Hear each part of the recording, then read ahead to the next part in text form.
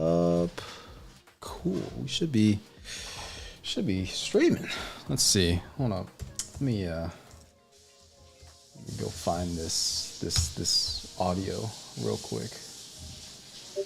If this guy even is real. Let's see. Give me 2 seconds.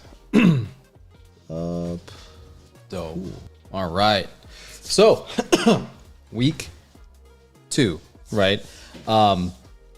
Getting a little further into the level design. We're going to be talking about, I guess, the kind of start of where, generally speaking, we as concept artists kind of, I guess, really get our assignment, right? Because like I was saying last week, a lot of the stuff that I was doing actually wasn't my job, right? In terms of a concept artist doing, I guess level designer things, right? There's things that we can have input on. There's things that we want to kind of know. But at the end of the day, right, it is somebody else's job. So we really shouldn't be spending that much time trying to I guess figure all that stuff out, right? It's kind of like, if you ever want to get because I've heard people do I want to get into, visual development because I want to make stories. It's well, we don't really quite do that, right? We take other people's stories and we flesh those out, right? And it's kind of the same idea. We have a hand, we have a role in that creation process, but at the end of the day, that is somebody else's task, right? So, but this week, this is our task. This is actually where we usually begin. So, just as a kind of general understanding of kind of what's happening here, right?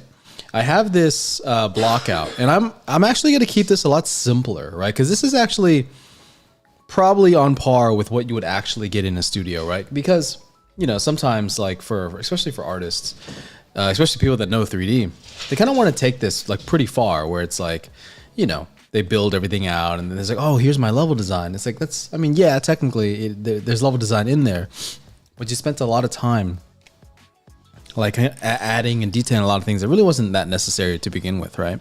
But level designers, they keep it very simple, and they have the general things, and oftentimes you'll have oopsies, wrong window, boom. Oftentimes you'll have circles around things, or they'll have an arrow, or they have oh, this is a dude, or this is something in particular, or whatever, and they'll just kind of show you hey, this is what we want to see in the shot, and then you take it from there. So what I'm going to do is keep this very basic. For those of you that don't really know 3D that well, this is going to be, I guess, basically for you, because everybody that knows how to use 3D, they can just do whatever it is that they're going to do with it. The ideas, the notes, the things I'm going to be talking about generally applies throughout the whole thing, right? Just like usual, where the stuff that I'm talking about really isn't technique specific, right? But I am going to be doing this in a 2D manner, so if you do want to follow along, you absolutely can. I did want to note, after this session, I'm going to drop in this 3D model and my screenshot, or my render here.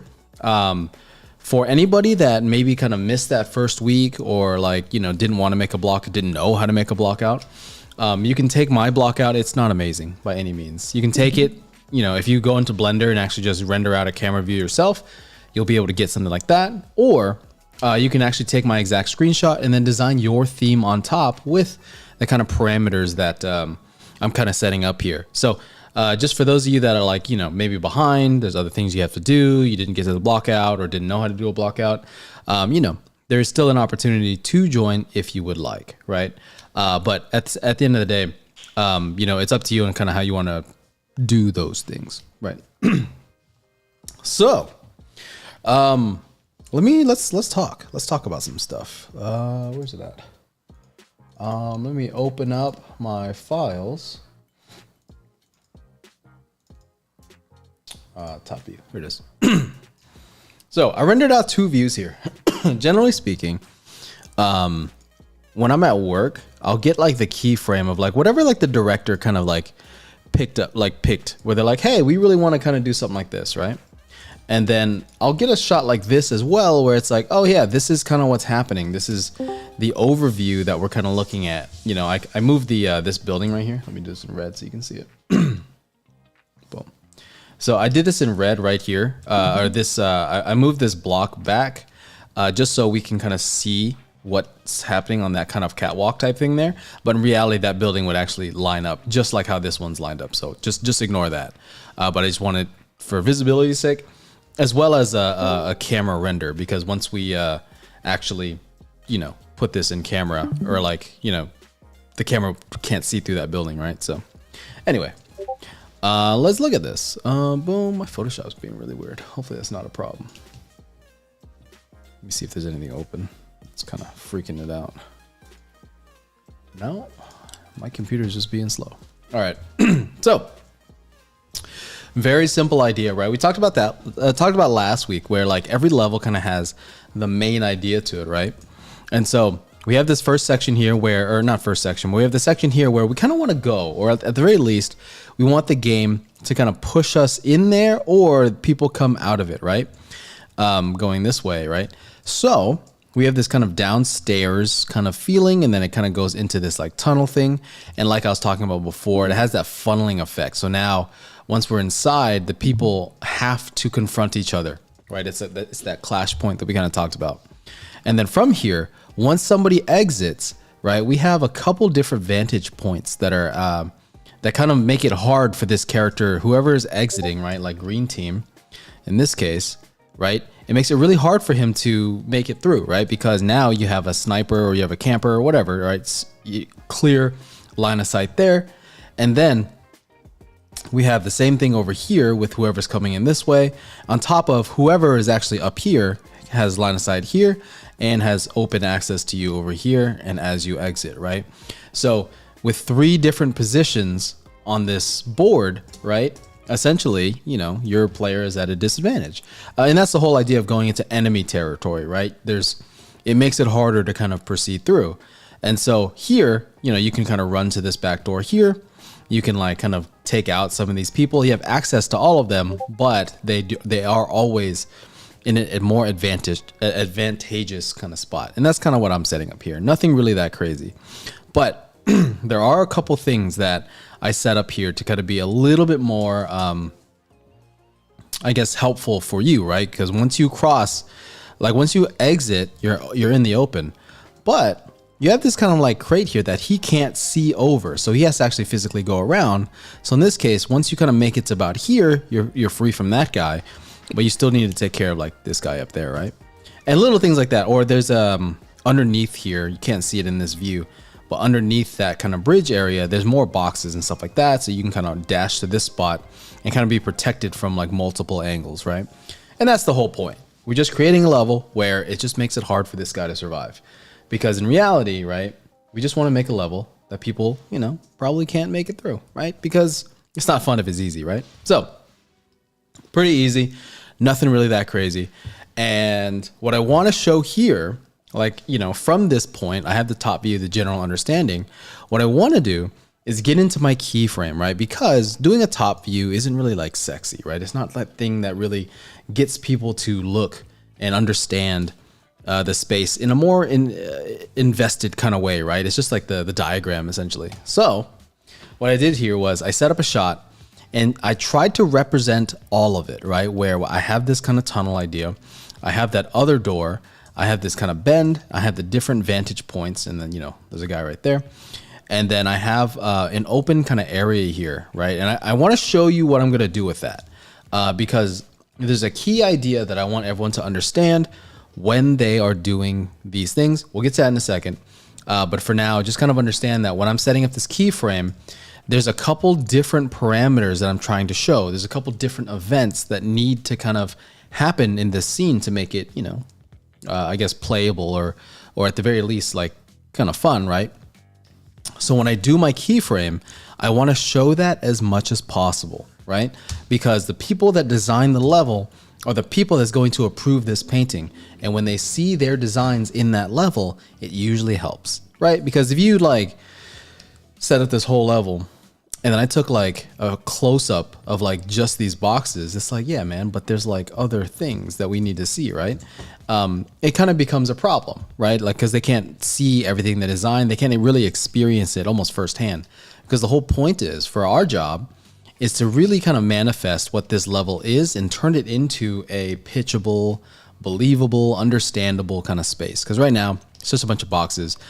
We as artists, right? We understand what we're looking at. Oftentimes, investors or even like, like people that run studios or producers, they don't really know what they're looking at sometimes. Like they kind of can tell, but they don't know it to the degree that we do. Very similar to how like when you show somebody something, maybe like your parents or your friends that don't do art, you're like, oh yeah, I have this thing. It's kind of a work in progress right now. And they're like, oh, why is this so loose? Like, well, I mean, yeah, that's the work in progress part. And like, oh, I can't tell what it's gonna look like finished, right? It's that eye that they just don't, because why would they know that, right? And so what we want to do is take this concept and make it better, right?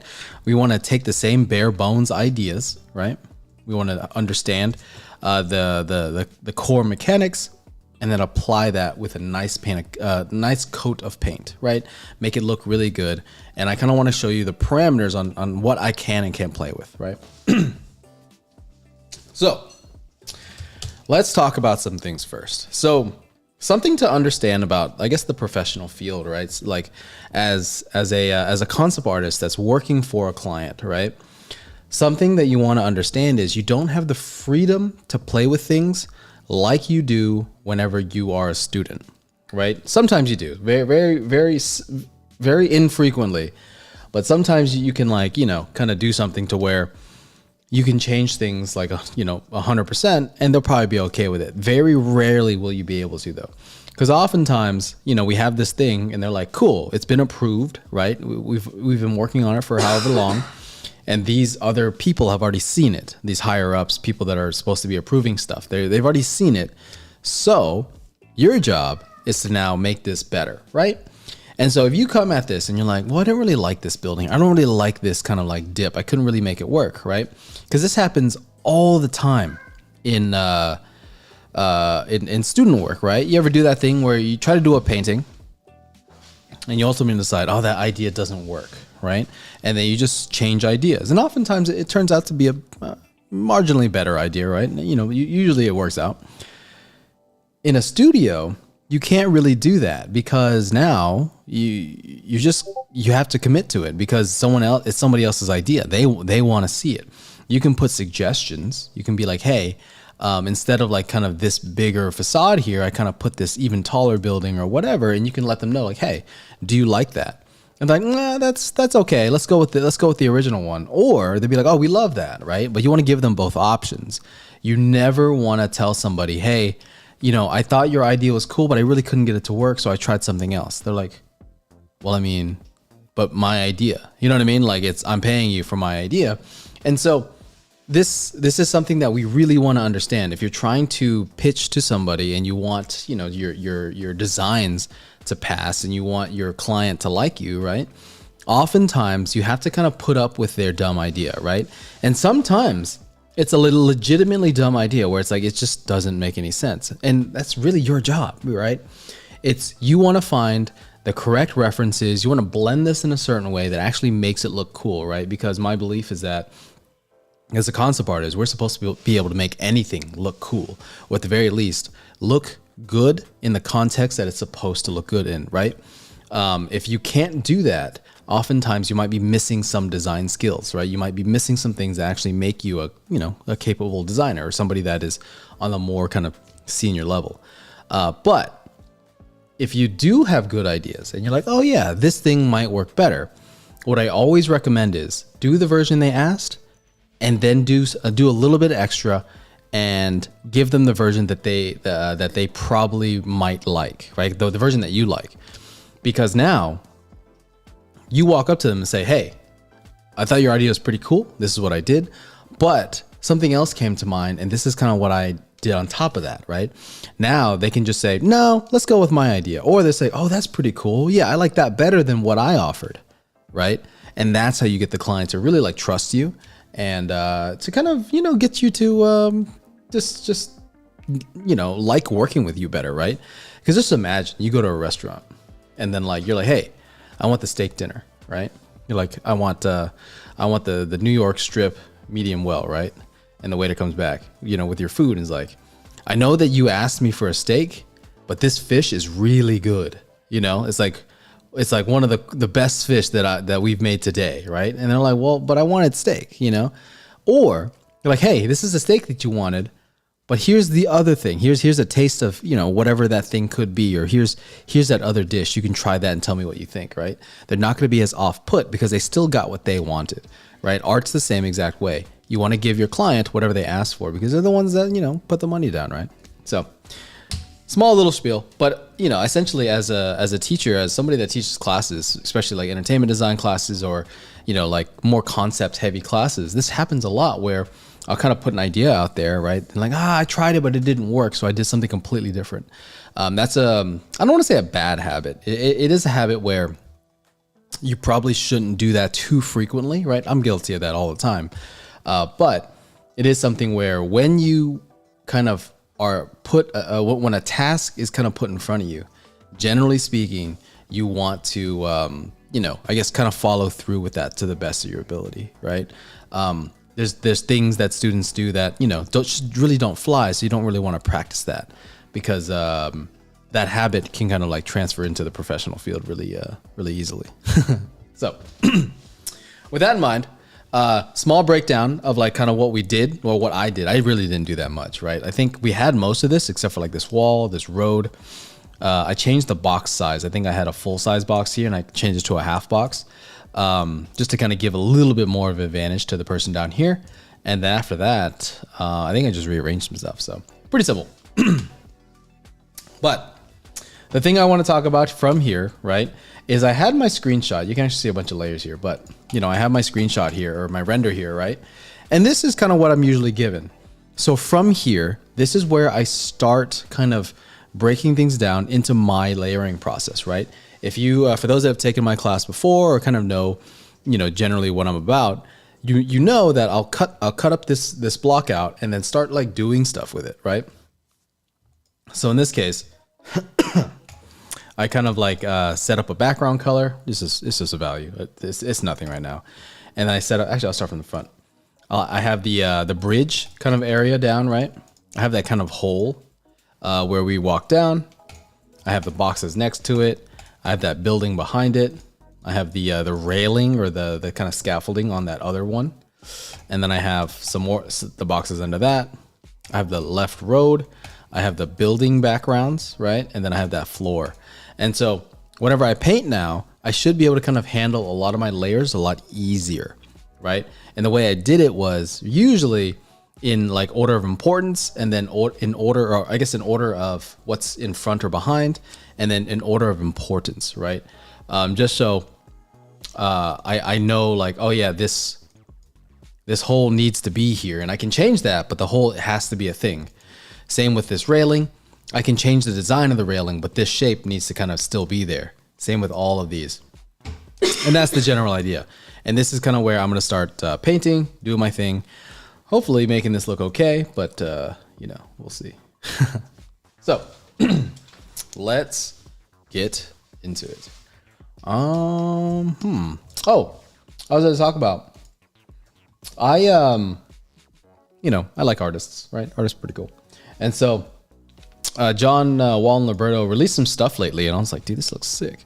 Like I just like, you know, I like his stuff in general, right? For those that know me, like you're aware of this fact. This isn't new.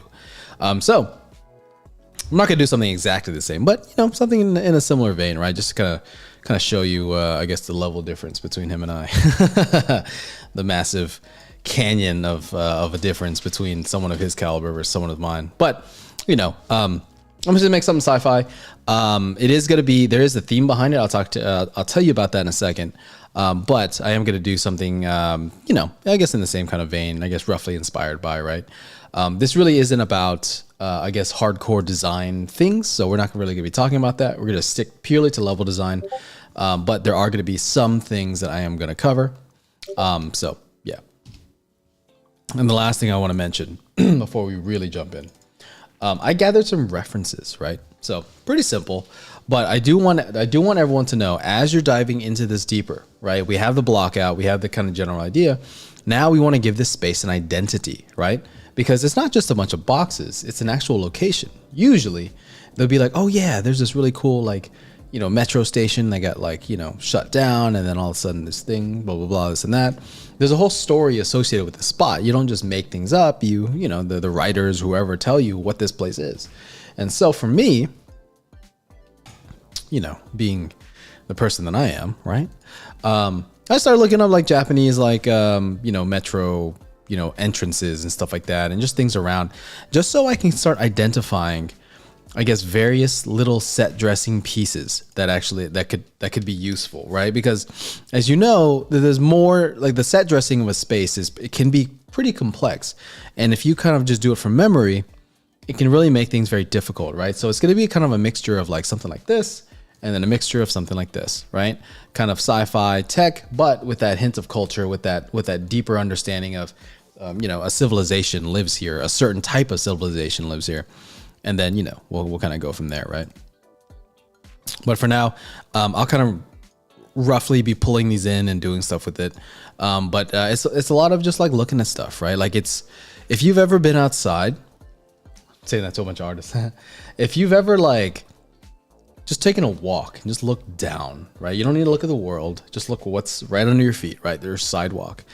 You can like identify so many different things that are happening, especially like in this, like just like, a picture like this right here. I'll just bring it up real quick. So we have, the floor. Let's just look at that one thing alone. Like screw all of this. That's just too much, right? But that alone, there's this kind of yellow, kind of plasticky kind of thing on the ground, right? Clearly delineating, paths and separation between things, right? And then like you can see like some of the set dressing that you kind of see here, even like a newer piece of that yellow, whatever that is, versus some of the older one there, or a broken piece, right? And then seeing the way like it kind of grids out. Because for example, this piece right here feels like a certain set, right? It feels like they're all kind of laid at the same time. And then the ones that, and it's interesting too, because like these are squares and they're all lined up in a grid pattern, and these are offset, right? They're like, stacked like bricks, right? Like in North America, we do bricks like this where they're kind of like offset, right? And then from there, we're going back to a square pattern where they're all lined up perfectly, but it's like a thicker tile, right? It's not the same tile as this anymore because they're wider, right?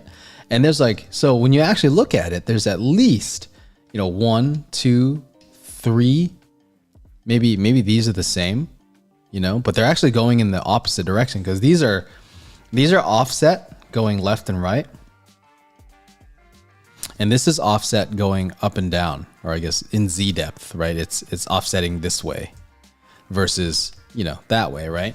And just seeing like that difference. And then, as we kind of break that down further, you start seeing more and more things, or even like just like a darker thing there, or like that line there. It's still the same, I guess, brick or tile texture, right?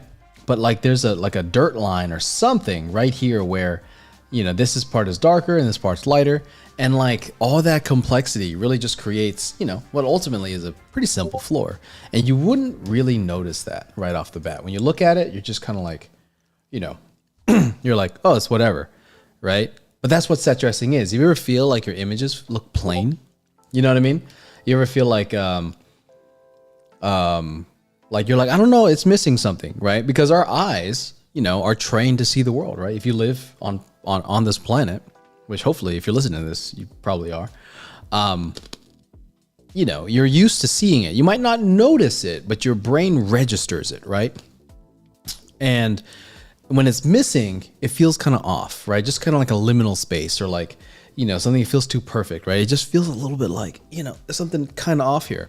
And so that's really what we want to do here. We as artists want to understand what all those things are, right? Because, a normal person doesn't need to know. They just, they occupy the space and they do their thing, right? But an artist, when you're recreating life, you want to understand life. You want to see why that is. Oftentimes decisions like this could be a time thing, right? As time goes on, there's damage, there's this and that, and they kind of replace pieces, right? So, there could be a million explanations as to why that's the way it is. And for us, artists, we want to at the very least try and understand that meaning. Sometimes you don't really know, right? But some of them you actually can like actually figure out. So, you know, when you go outside, when you go anywhere, look down, look around, right? Look and try to see what you understand about things that you, I guess, maybe grew up with, right? Because a lot of times you kind of, I don't say you, but like you take things for granted where it's like you're just in a space. You're in a place that feels very normal and you don't really look anymore, right? But when you actually look around, you're like, oh wow, there's a lot of complexity. Like my neighborhood sidewalk, it's nuts. And it's like a normal ass sidewalk. It's like the most normal sidewalk you'd probably notice, right? Or that's it's like everybody's sidewalk, right? But there's like, you know, lifted kind of tiles because a tree branch or a tree root is kind of pushing it up. There's cracks, there's gum on the ground, there's stains from like freshly cut grass. There's all these like little nuances that when you're set dressing, you really kind of miss, right? And for us here, that's our job today, right? Figuring out what the hell do we put in this scene? Because we have basically this block, these cubes to turn into real life, essentially. And we have to figure out what that means, right? So, enough talking. We've been talking for too long. Let's get into this. First thing I did, right? I made a grid, right? If you're not making grids, you're messing up, right? Pretty easy. We talked about this, not the first time I've talked about making grids, but just do it, right? And after that, I chopped up the painting. And then now, right, I'm just gonna start like kind of figuring things out.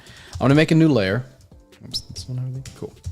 The first mistake that I see a lot of people do, right? This is, be careful of this. This happens to everybody. This happens to me. This happens to, you know, like a lot of artists that I know. When they jump into something like this, they start kind of like just painting, right? They kind of just jump in there and they don't really know where they're going. They're like, cool, yeah, man, I have this thing here. Let's make this like rounder, you know? So I'll just kind of start painting that perfectly. I'll start doing that, you know, however they're supposed to do it, right? And they're probably doing it right. But the thing I want you to understand, right, is that do not start this way. Don't just like jump in there and be like, oh yeah, I'm just gonna make that thing, you know, whatever it needs to be, right? Don't do that. What I want you to do, right? Sorry, I'm like spending a lot of time on that ellipse. What I want you to do, make a new layer on top, make sure it's empty, right? Get a red line or a black line, doesn't really matter, right? Start drawing, start figuring it out, right? So what I'm gonna do is I'm gonna do exactly that. Treat this like a, you know, like your art director giving you notes, right? Because that's usually, this is usually what happens. We'll give them a painting, they'll be like, oh, this is okay, you know, maybe put like a face here, you know what I mean? Have like a can of soda, right? It's like there's a dude with the hand, he's smiling, right? He's getting paid a lot of money to be here. And, you know, it's like whatever famous actors at the time, right? Cool, advertising, and then like, you know, all that stuff. But the whole point is, oopsies, we want to plan all these things out and then execute, right? We don't want to just start painting, because if you've ever fallen into the trap of this painting is taking forever, this painting is taking way too long to finish, or I don't really know where I'm going, you're kind of like just noodling around. You're like working on like brick texture whenever like you don't even know what this front scaffolding's gonna look like, right? Usually it's because you don't have a plan. But when you have a plan, when you finally know, it goes by fast, right? You know, you kind of blaze through it because you already know what you need. In this case, we need to figure out what that is, right? So first thing I want to do, right? I need people, this is, I guess, the thought process that I'm kind of going for here. I need people to look here, right? Because the point of this scene is that transition zone, right? Going from a more open scene to a more condensed space, or exiting a more condensed space into an open scene, right? This is the focus. This is where I want you to look. So I want the audience to be able to kind of just follow the eye and bring us there, right? And then I do want to kind of show off some of the other spots, right? In this case, there's going to be something here, here, right? And then maybe something over here, most, you know, probably something small over there, right? And I want to create these kind of spots that create this, you know, I guess, sense of like there's more things to do here, right? Because if you only focus on one thing, chances are it feels kind of simple, right? And so doing this, right? I'm just gonna start planning, right? I'm just gonna start putting stuff there, like, you know, this box here. maybe it can kind of be something, right? In this case, I was thinking maybe some sort of like terminal, some sort of like thing with a screen on it. I don't know.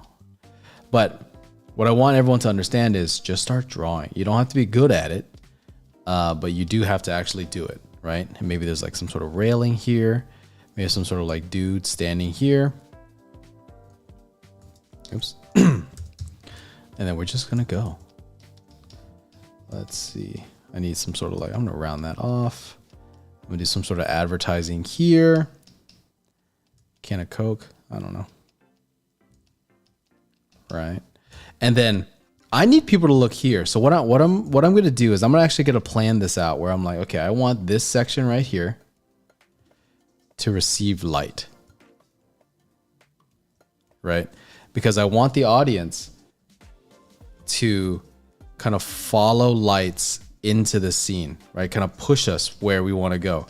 And the brightest light is going to be in this area, right? And you know, I guess the idea would be I just need them to look here, and I want to kind of guide the audience into this section, right? So that's what I'm going to do. You can't see it yet. You probably won't see it until next week. But I'm going to have a lot of my details and windows and various things kind of in this section, and then kind of limit what I have up here, because I want the audience to kind of have this gesture of like where to look, right? Same with a lot of the other props. You know, if it's serving a purpose of, oops, if it's serving the purpose of trying to guide the eye, right?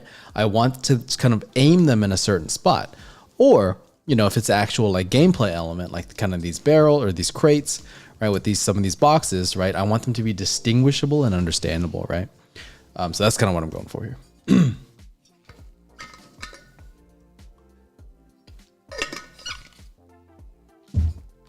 All right, cool guys. So we're done with the overly talkative section where we're just kind of like figuring all this stuff out. Anything you want to talk about? How's everyone doing? How's life? How's the things? How's the family? Let me do this real quick. Boom, boom. There you go. Nice. Doing portfolio while listening. I dig it. What's something that you've heard here that maybe I've said? And it doesn't have to be like a specific lesson. Maybe it's just could be like random talking from, you know, an asshole or whatever. But it could just be something random that we said that I guess maybe was maybe eye-opening, or maybe I guess more helpful than I guess it probably should have been. Just curious for people kind of what that was. Because like I think it's funny because I'll meet people, right? Just, you know, whenever we're, you know, doing things, hanging out, whatever, right? And I'll be talking to them and like, oh yeah, when you said this, that really resonated. And I was like, what? Like, I mean, yeah, I guess so. You know, it's like, yeah, I'm glad it did. Okay, first and foremost, I'm glad it did. I'm glad something resonated, right? But also like, I mean, that was like, yeah, I wouldn't have guessed that would have been the kind of thing that, I don't know, like made a difference. You know what I'm saying? So it's very odd sometimes. And it's interesting hearing what people kind of pick up and what people don't. So I'd love to know. I'd love to know what you think.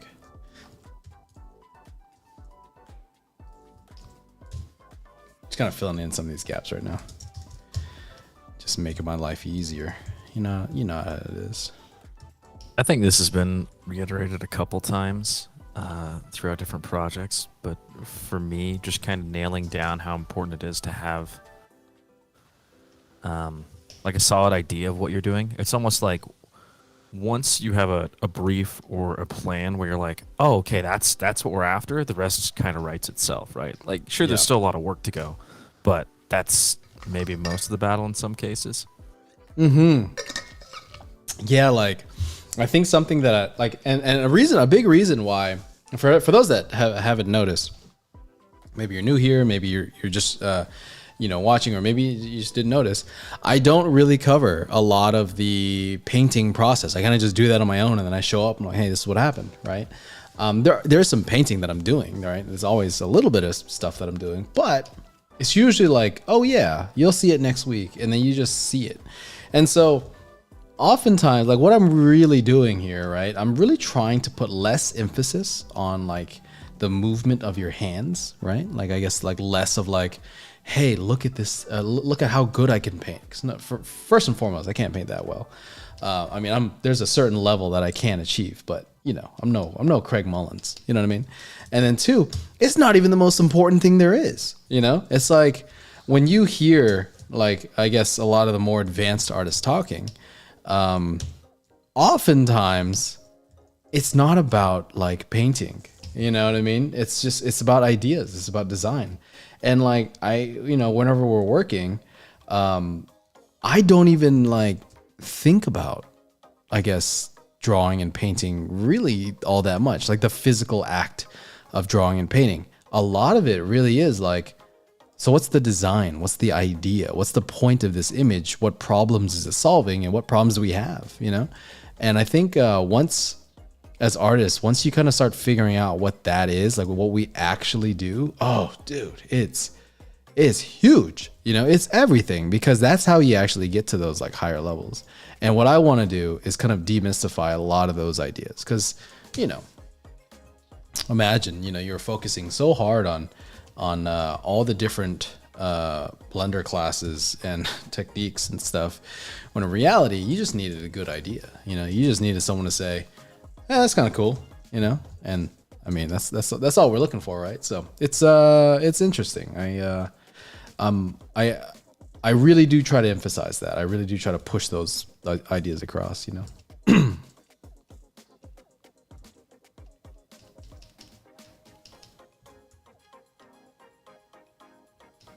Yeah, I think it's helped a lot. And also just kind of like we talk about originality sometimes, even though nothing's really original, right? But I guess more so just trying to find new ground that solves all of our objectives in a brief and is like visually interesting in a way that's surprising or novel, right? Yeah. And I feel like when we really hone in on like the actual idea and setting ourselves up for success, that happens a lot easier. Whereas the alternative to that is, right, you kind of like you're saying, you just spin your wheels on like painting things forever, and it's like you're noodling on pixels, but the main idea itself already like isn't working. Yeah. I had an old boss, and we'd be doing we're doing paintings, right? Because we're working, and you know, it'd be the end of the day or whatever it is, and then we'd show the work, and he'd be like, "You don't know what you're doing, are you? Like, you don't know what you're doing, do you?" Right? I'd be, "How did you know that? Like, I've been struggling all day, right?" And first and foremost, I should have said something. That's the biggest thing, right? If you're ever lost, if you're stuck, and you're at work, say something, because, you know, it's a waste of money essentially if you don't say anything, right? But he would look at it, because it's like, you know, I would like these buildings back here would be like fully rendered out, you know, like all that back there would be like, it'd be dope. All the lamps are good. There's like a crowd and all that. And then the main building that we're supposed to be looking at, still the exact same block out that we had, right? The whole point is here. And I'm sitting here figuring out how many birds are like sitting on like the edge of this like thing. And it's like, what are you doing? You know what I mean? It's just a waste of time, because it's like, if that bird wasn't there, this painting would probably be fine, right? But if this whole thing isn't figured out, that's the whole goal. That's the reason this image exists, you know? And that's a big thing that I had to learn right off the bat. It's, you know, really like try and like go in and like tackle these ideas, because it's really hard to, I guess, kind of know that in the beginning, right? Because a lot of times if you're moving pixels, if you're painting, it feels like progress, right? It feels like you're doing something. But in reality, you could be, you know, I guess just moving in circles and you just wouldn't even know, you know? So.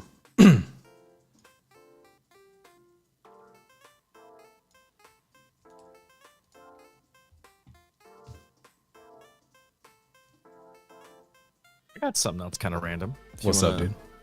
You know, shoot the crap and whatnot. Yeah, hit me up. Do you have any like favorite? I mean, I've got a couple I'm happy to share as well, but do you have any weird like reference, or like places you find reference from where you're like, damn, dude, I would have, like it's not Pinterest, not Tumblr, not like the usual stuff, but like weird little corners of the internet where you're like, this is the shit, dude. And like nobody talks about this. I like Sketchfab Like a for lot. me, sorry, go ahead. No, go ahead. Yeah. You go first. One of my weird ones is, so I grew up making a bunch of like Lego models and like decals I would design and stuff. Like I love that whole community. And something about like the people that get really hardcore into Lego, like AFOLs, they have some amazing designs. And I think it's because they're so limited in what you can do with shape that the things that read have to be like really big and simplified and kind of hit you over the head. So there's so many cool like designs of like ships and even like vignettes of locations and stuff I've just never seen before. So I love like diving into those groups and using them in my ref boards. Ah, dope. That's cool. I I like to use Sketchfab a lot, right? I use it probably more often than people really think, because for somebody that didn't know 3D, it was nice because there's a 3D preview, and so I usually don't need the whole model. I just need a certain angle. And so if you're drawing a horse, right, you're doing whatever, you can just pull up that horse and just kind of use it as how's that brow line look? How does that jaw look in this angle, right? And you can, you have your sketch, and then you just add on to it, right? Because sometimes getting those angles right can be a little bit weird. And so that was a big thing that we did a lot. Just because we would need like we'd be doing illustrations, we need accurate hands, we need accurate whatevers, and we would, just kind of grab from there. A big thing we were doing for a while, this is very specific, but it is, I guess, it is something we did a lot, was using action figures, right? So especially as environment designers, for those that aren't that good at characters, right? Generally speaking, a lot of us really aren't that good at doing character work. So the way we got around that was we would just buy action figures and just buy the superposable ones. It didn't have to be like the body coon one, right? The super bendable like mannequin looking one. It doesn't have to be that one. It could be literally anything. We had a God, what was his name? I think it was like a G.I. Joe or something. It was whatever it was, but it was superposable. And then we had Hot Toys like Captain America and stuff. Like we did some Disney stuff, some Disney Imagineering, like theme park stuff. They would need the scene where Captain America was like jumping through this window or whatever, and we just like pose the hot toy, take the picture, spot heal the seams, and then boom, you're good, and it's like, it was so easy, I think like that's a similar idea with what, like, I guess like people that use like models or like character models and stuff like that use a lot, right? It's the physical version of it, but I think for me, I still do that to this day, because oftentimes, you have to download the model, or you have to find it first and foremost, and you have to do all these things, and you grab a model for like 10 seconds, and then you just like pose it and you're done. But in reality, you just take a picture real quick, and then you're good, right? And oftentimes, I don't know, it just we kind of forget about using like real life reference like that, especially nowadays when everything's digital. Like even me, like I forget to use a lot of that stuff sometimes, where it's like, it's like, oh yeah, I guess I do have a hand myself. I can just take that picture, and then you have a photo real hand, right? Maybe hopefully your model, or my model, right, or whatever, is a kind of overweight Asian guy, right? Because if any other type of hand, I can't supply that, right? But it is something that is, doable, right? And I think there's a lot of that, where just kind of find other ways to do that. Reverse image searching is a big one too, if you ever need something very specific, especially like when you get a client, because they always give you their images, but they don't like give you the full image. They always give it to you in some like fucking packet, right? Where it's like they either printed it out and mailed it to you, or they like gave you the PDF version, but it's in a packet. So you're like, well, just give me the fucking folder, man. Like it's just so much easier. But they don't do that because, why make your job easier, right? That's dumb. That's not productive, right? So yeah, that's what we do. That's awesome. Thanks, Sharon. I didn't think about the figures one. That's a great idea. Yeah, it's so simple. It's like if you have like, and most artists do, right? Most artists are like guiltily buying like one piece action figures, whatever. You know what I mean? Just all sorts of stuff. And for one, just remember you can write that off, right? If you use it for work, you can write it off. So you know, I don't want to encourage anybody's bad habits, but I mean, you know what I mean? Like you can, you know, it's a thing. And so just use it a couple times, and then if they ask you like, hey, what's this figure for, it can be for reference, it can be for research, especially if you're even working on an IP that you like. You can buy their stuff and they say, oh, it's for work, and you can write that off as well, right? It's not like 100% refund, but you know, it is something that you get a little bit back.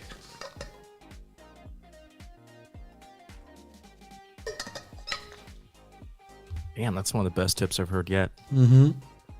Dude, business tips are the best. Like for those like once you start like doing your taxes and you're working as like a contractor, various things like that, there's so many things that you can do, right? Going to museums, like for example, we we as a like in the digital vegetables, there's a Plain Pals group. I'll talk about that a little bit later, but we're a group of artists, you know, in the Discord group in local LA. Local to LA, we go and draw and paint at museums and places and stuff like that. And you know, most of the places we go to are free, but we do go places, and I do write that off, right? Those go on my taxes, right? Because you're doing research, you're doing whatever, skill building classes, this and that, and it's a totally legit thing. It's not like shading or anything. It's just the way it is. And yeah, just the more you know, the more you know, the better you can kind of like navigate a lot of those things. Like you can almost chalk most things up to like research and like equipment and stuff like that. Obviously, you know, you can't just straight up buy yourself a Bugatti and be like, hey, this is you know, this is this is for my business. This is for my research. I mean, you know, some people might be able to do that, but you know, generally speaking, you're probably not going to get away with that. But like a museum ticket, you know, books, movies, even, right? We do this all the time where we get a project from a client, right? You know, it could either be like it's like a sequel to something, which could be kind of cool, or it's a movie that they've done. You know what I mean? Like, so let's say, for example, they I don't know, like Michael Bay hit you up, right? You can go buy a bunch of Transformers, right? You can go buy a bunch of movies, you could do whatever and be like, oh yeah, it's all research, because it actually is oftentimes. And I actually recommend this too, like immerse yourself in that IP or whatever it is, right? Because that's what actually makes you better. Oftentimes I'll get reached out to by a client, and then you know, as soon as I hear something, like for example, when I was working at Netflix before I got hired on, they said, oh yeah, it's a samurai project. I'm like, cool. So I just, you know, download and bought just a bunch of like, you know, samurai references, like Edo Japan things, and I just researched it, right? Because for one, I actually like the topic, if you didn't know that. And then two, right, it's helpful for the project, because now you can come up with stuff that actually makes a lot more sense, right? Because now it's like, oh yeah, that's exactly what it was. That's exactly what happened, right? And you know, you write that off, you do your thing, you know? So yeah, it's really good.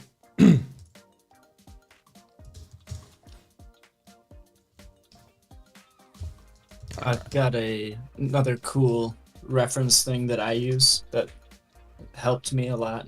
Yo, what is it? Got it from a class with Gabriel Tan.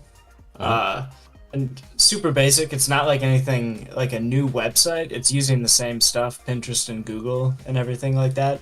But what he did is he does like a mind map, you know, when you're brainstorming, coming up with like lots of random ideas for your project, and then just go crazy with it. It's just whatever comes to your mind. And then when you search for images, you can just start combining random words, like, and especially it's good if it's like something random combined with your main idea. So if you're looking for like subway station but through your mind map, you got a bunch of stuff like bullet train to fast to cheetah. You wrote that down because it came to mind. And if you type in like cheetah bullet train or like cheetah train station into like Google, you might get something like really weird and unique that you wouldn't have gotten if you just because everyone gets the same reference if you just type train station. Oh, that's cool. Yeah, so you make a mind map and then you start linking words that you came up with, and then through that linkage you'll create Google searches that are different than usual. Right. Yeah, it's like forcing unique searches into it, and a lot of times it's like nothing, 'cause it's just a bad combo. But every once in a while, you get something, and it's like, oh, it's like that's crazy, and then there's like things for it, and it leads you down a totally random path. I love that. That's cool. Like, yeah, because that's the biggest thing. That's like, how do I come up with ideas when I don't know what a good idea is, right? Or you can sometimes tell what an interesting reference is, but it's really hard to know that. You know what I mean? Mm-hmm. Nice. Yeah, because like a lot of times when you're doing concept art stuff, you just like you're designing something that's been designed a million times, and when you type it into Pinterest or Google, you just get the same 10 people's ArtStation version of that. Yeah. And yeah, it's like, what do I do with this? Just copy. Yeah, no, that's cool. I dig that a lot. That's pro tips for sure. It's a fun one. Gabriel Tan, dude. That's why he's a G, man. That's why I'm average. Yeah, he's good. You're good too, though. I like this Batman scene. This was a really good one. I remember this is when Brainstorm was still in a physical location. Gabriel Tan was taking classes there, and I was one of the admins, or I was working at the time too. I was just kind of popping in and out of Brainstorm at the time, and he came up to me and he was like, "Hey, can you give me a portfolio review?" And I looked at his work and I was like, "Man, like, why are you talking to me, man? I should be asking you for a portfolio review. Like, what is like what's happening here?" But it was really cool. His work has been amazing for a long time, since I met him. So it's really cool. It's really cool seeing him like kind of like do his thing. That's actually kind of is that too bland? So for everybody, real quick interjection. I kind of felt, I don't know, like when I was doing this, I kind of like, I don't know, I didn't have a solid idea of where I was going with the coloring real quick. So I just want to have something really quickly. I'm not going to, like, we have like color and lighting like next week, the mood and tone and stuff like that. So I'm not going to like do it too much, right? I'm jumping a little bit ahead of myself. But what I do want to do is kind of give myself, at the very least, something to kind of work towards, right? And you can kind of feel it sometimes. Like, I don't know, whenever there's this feeling that I get whenever I just don't quite know what I'm doing, right? If you ever feel that way, slow down and figure out what is happening, right? Because I was like, I did this cut line, right? That's usually the first sign. If you ever see me doing cut lines before I figured out, you know what I'm saying? It's the birds. It's the thing. It's the, you're like, oh yeah, there's like 5 birds sitting on this ledge here. That's pretty cool, right? I like that. It's like, no, man, what the fuck is happening here? Like, what's the sign? What's the big thing?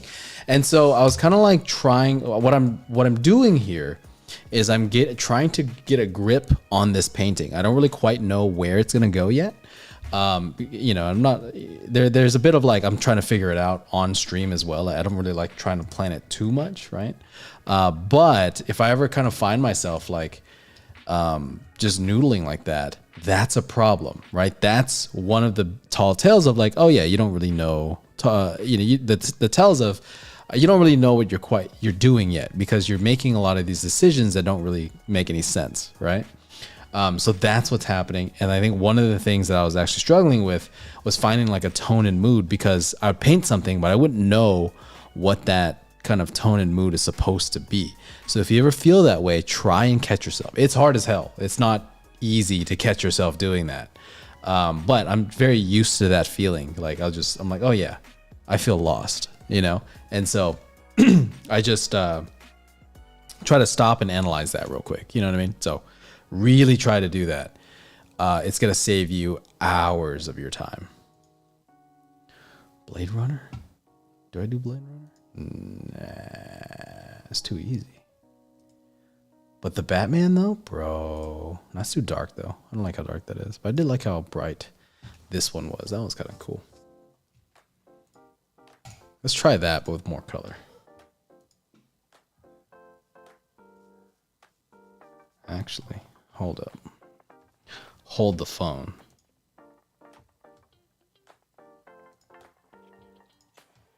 This is like my kind of normal day to day, and I like to try to treat this stream like when I'm working. Like I try to not like run into any problems. Like not that I'm like forcing any problems, but I don't try to stop them, right? Because I do a big part of this is like me actually trying to figure out like, hey, what the hell's wrong with this thing?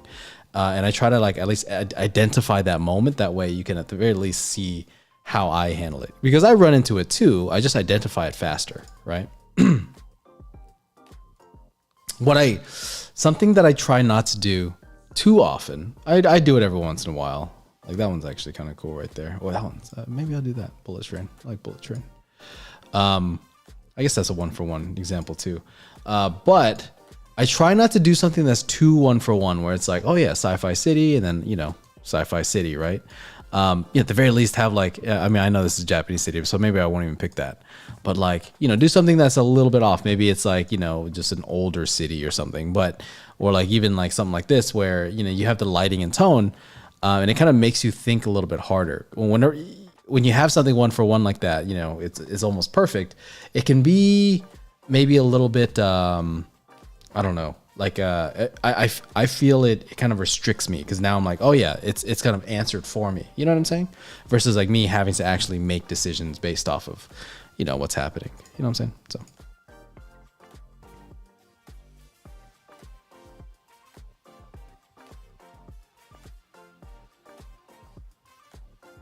But I mean, that bullet train one looked good. It looks okay. Ah, screw it. Let's do this one. Let's see. Boom. Let's make that. Control V that. And so now like, okay, cool. I know what's happening. And something that I'm actually trying to do here. So I had the ideas. Where's my line work at? Here it is. So when I started this sketch, right? I had this thing. Boom. And I made these like, you know, these kind of like things right here, right? And I kind of cut it earlier there and I just kind of pushed it back further. Same with here, right? I made these kind of like weird shapes that just kind of follow perspective because what I want to do is keep the lights in this section. It's not going to be pure white, right? I'll change that. I'll make it look better in a second. But for now, right, I do want to know that that value range is going to be brighter in those sections and I'm preparing for that, right? So whenever you're doing this, really understand that, you know, there's a key that you're trying to hit. There's the leading the eye where I want people to go. And then there's the constant like highlighting of certain areas. And so whenever you're designing this scene, there's a focus here, right? The set dressing really helps us describe what's happening. If your eyes kind of dart everywhere, right? If you ever play a game, usually they won't have random like signs just everywhere. They won't have random like points of interest. It's usually consolidated to a certain kind of rhythm or pattern. That way the audience kind of knows where to go and knows what to, you know, understand about the space. And it, you know, you can use set dressing to not just tell the story of the space, but also guide the audience. And that's kind of what I'm trying to do here.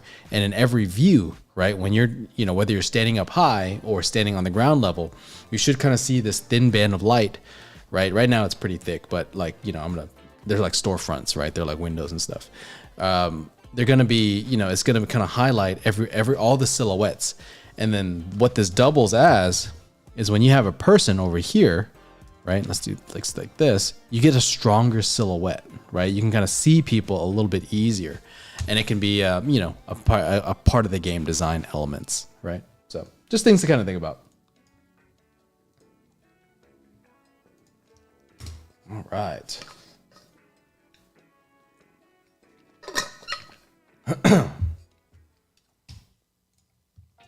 Let's see. Anybody want to talk about anything? Just curious. There's like 10 of you here. What's the story on everybody's mind? What's the thing? I want to watch Dune, but the NXT is so hard to find right now. Yeah. Are you trying to watch it in the proper way with the formatting and everything? Yeah. But the C just like all just sold out. Or I can go after this. There's a 10 p.m. one, but still 10 p.m. But man. 10 p.m. dude, that's nothing, bro. Just go, dude. For you, I went it's at not. 9:45. Oh, It's no big okay. deal. There you You gotta go. risk it. I know, man. Yeah. Sacrifice. That's true. But yeah. I know this daylight saving thing has ruined me. Bro, I'm just saying, man. If your life is that easily ruined, you gotta fix something else, man. It's not daylight savings. It can't be that detrimental, man. Like, I mean, I also went through it and it wasn't that bad. I was like, oh yeah, I'm a little sleepier today and I just got an extra coffee or, a larger coffee than usual. But other than that, bro, I mean, No, it changed your life. It changed your sleep schedule, everything. Body change, everything, dude. It's different. I mean, Maybe I'm old. I'm getting too old. That's what it is. you probably are, dude. I don't know. I don't say it like that. I am too old. If your schedule is based on getting the bare minimum amount of sleep and then you lose an hour, it's a lot more detrimental than, just losing an hour to normal sleep. So maybe you need to reevaluate your life, Tony. I know, dude. It's just, I don't know. It's like, because if you had 8 hours of sleep, right? I'm not saying everyone gets it or everyone / needs it or whatever, but 8 hours is generally considered, close to standard. If you're kind of getting 8 and then one of the days you get 7, I mean, it's not that bad, It's like, if you have lingering effect, it's been 3 days, man. If you have lingering effects from a 1 hour difference, I can almost guarantee you it's not the daylight savings that's causing these problems. You know what I mean? But I mean, you do you, bro. I'm just saying, as a fellow daylight savings participator, against my will, I will add. I get you, bro. I get you. It's it's not that bad.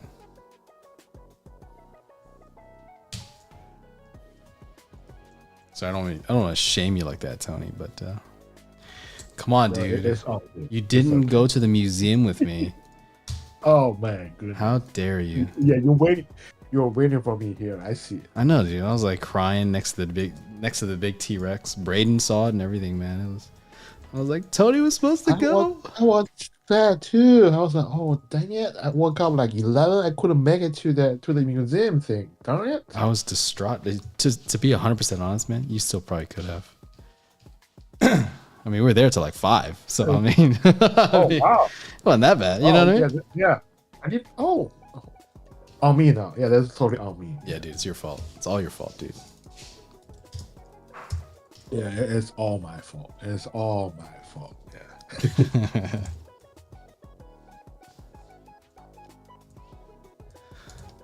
No, I don't like this. I don't like where this is going.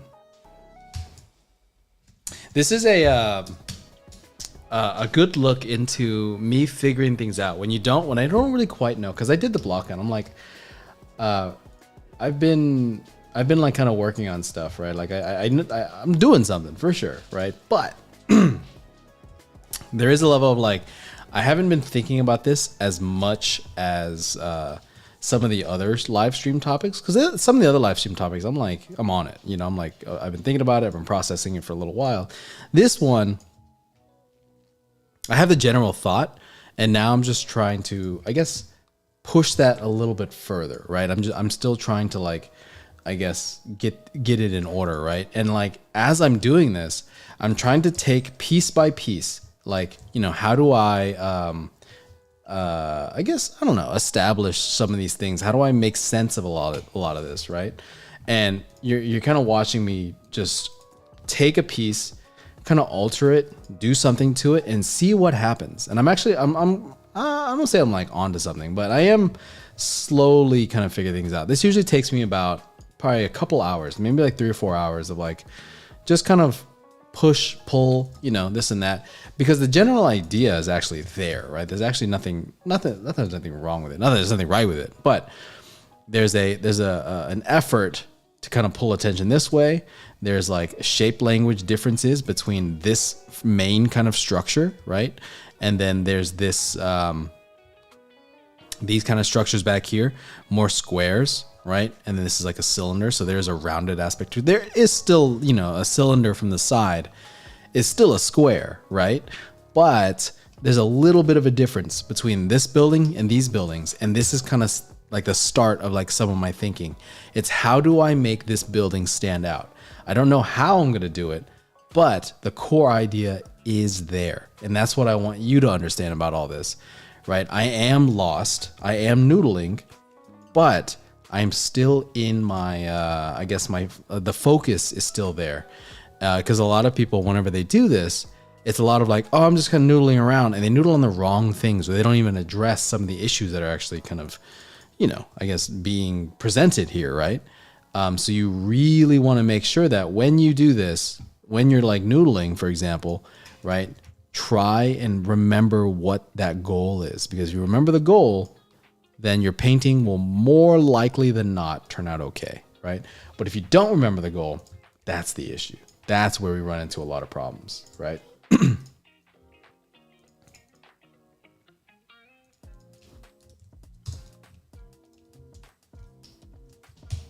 Man, I'm about to try and paint like John Liberto. Not paint like him, but do something inspired by. Basically, if you do inspired by, it's like, oh, let's get this cheap Chinese knockoff version. I don't say like that, but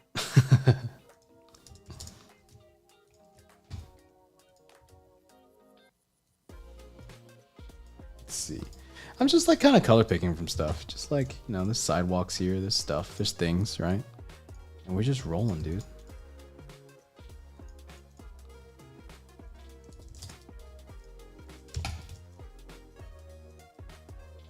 Boom.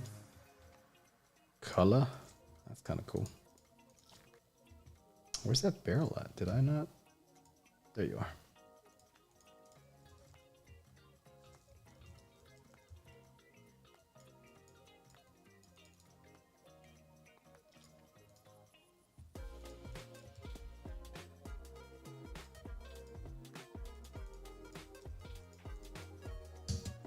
Let's see.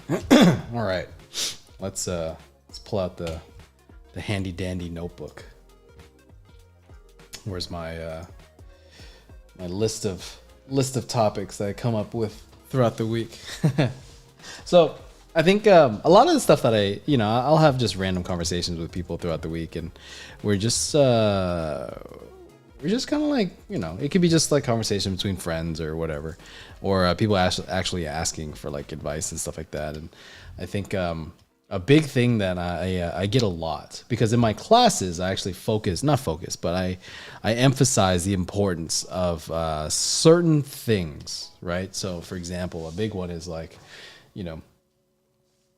I guess render quality, right? Like, because a lot of students, right, whenever they're, I guess, doing something, especially when you see like some of your heroes, right? Some of the people that you're really into.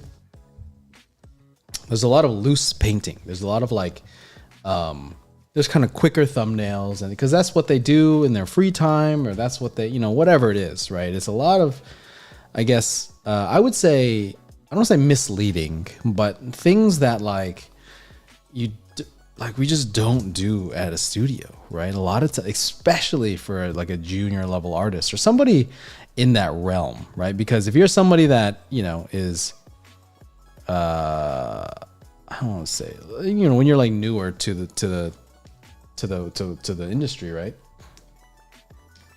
A lot of times, you're just kind of like stumbling around. You're trying to figure out like, oh yeah, this is how we do this, or this is how we do that. And when you see an artist that you like, or you're like, hey, I really like their work, or whatever it is, right?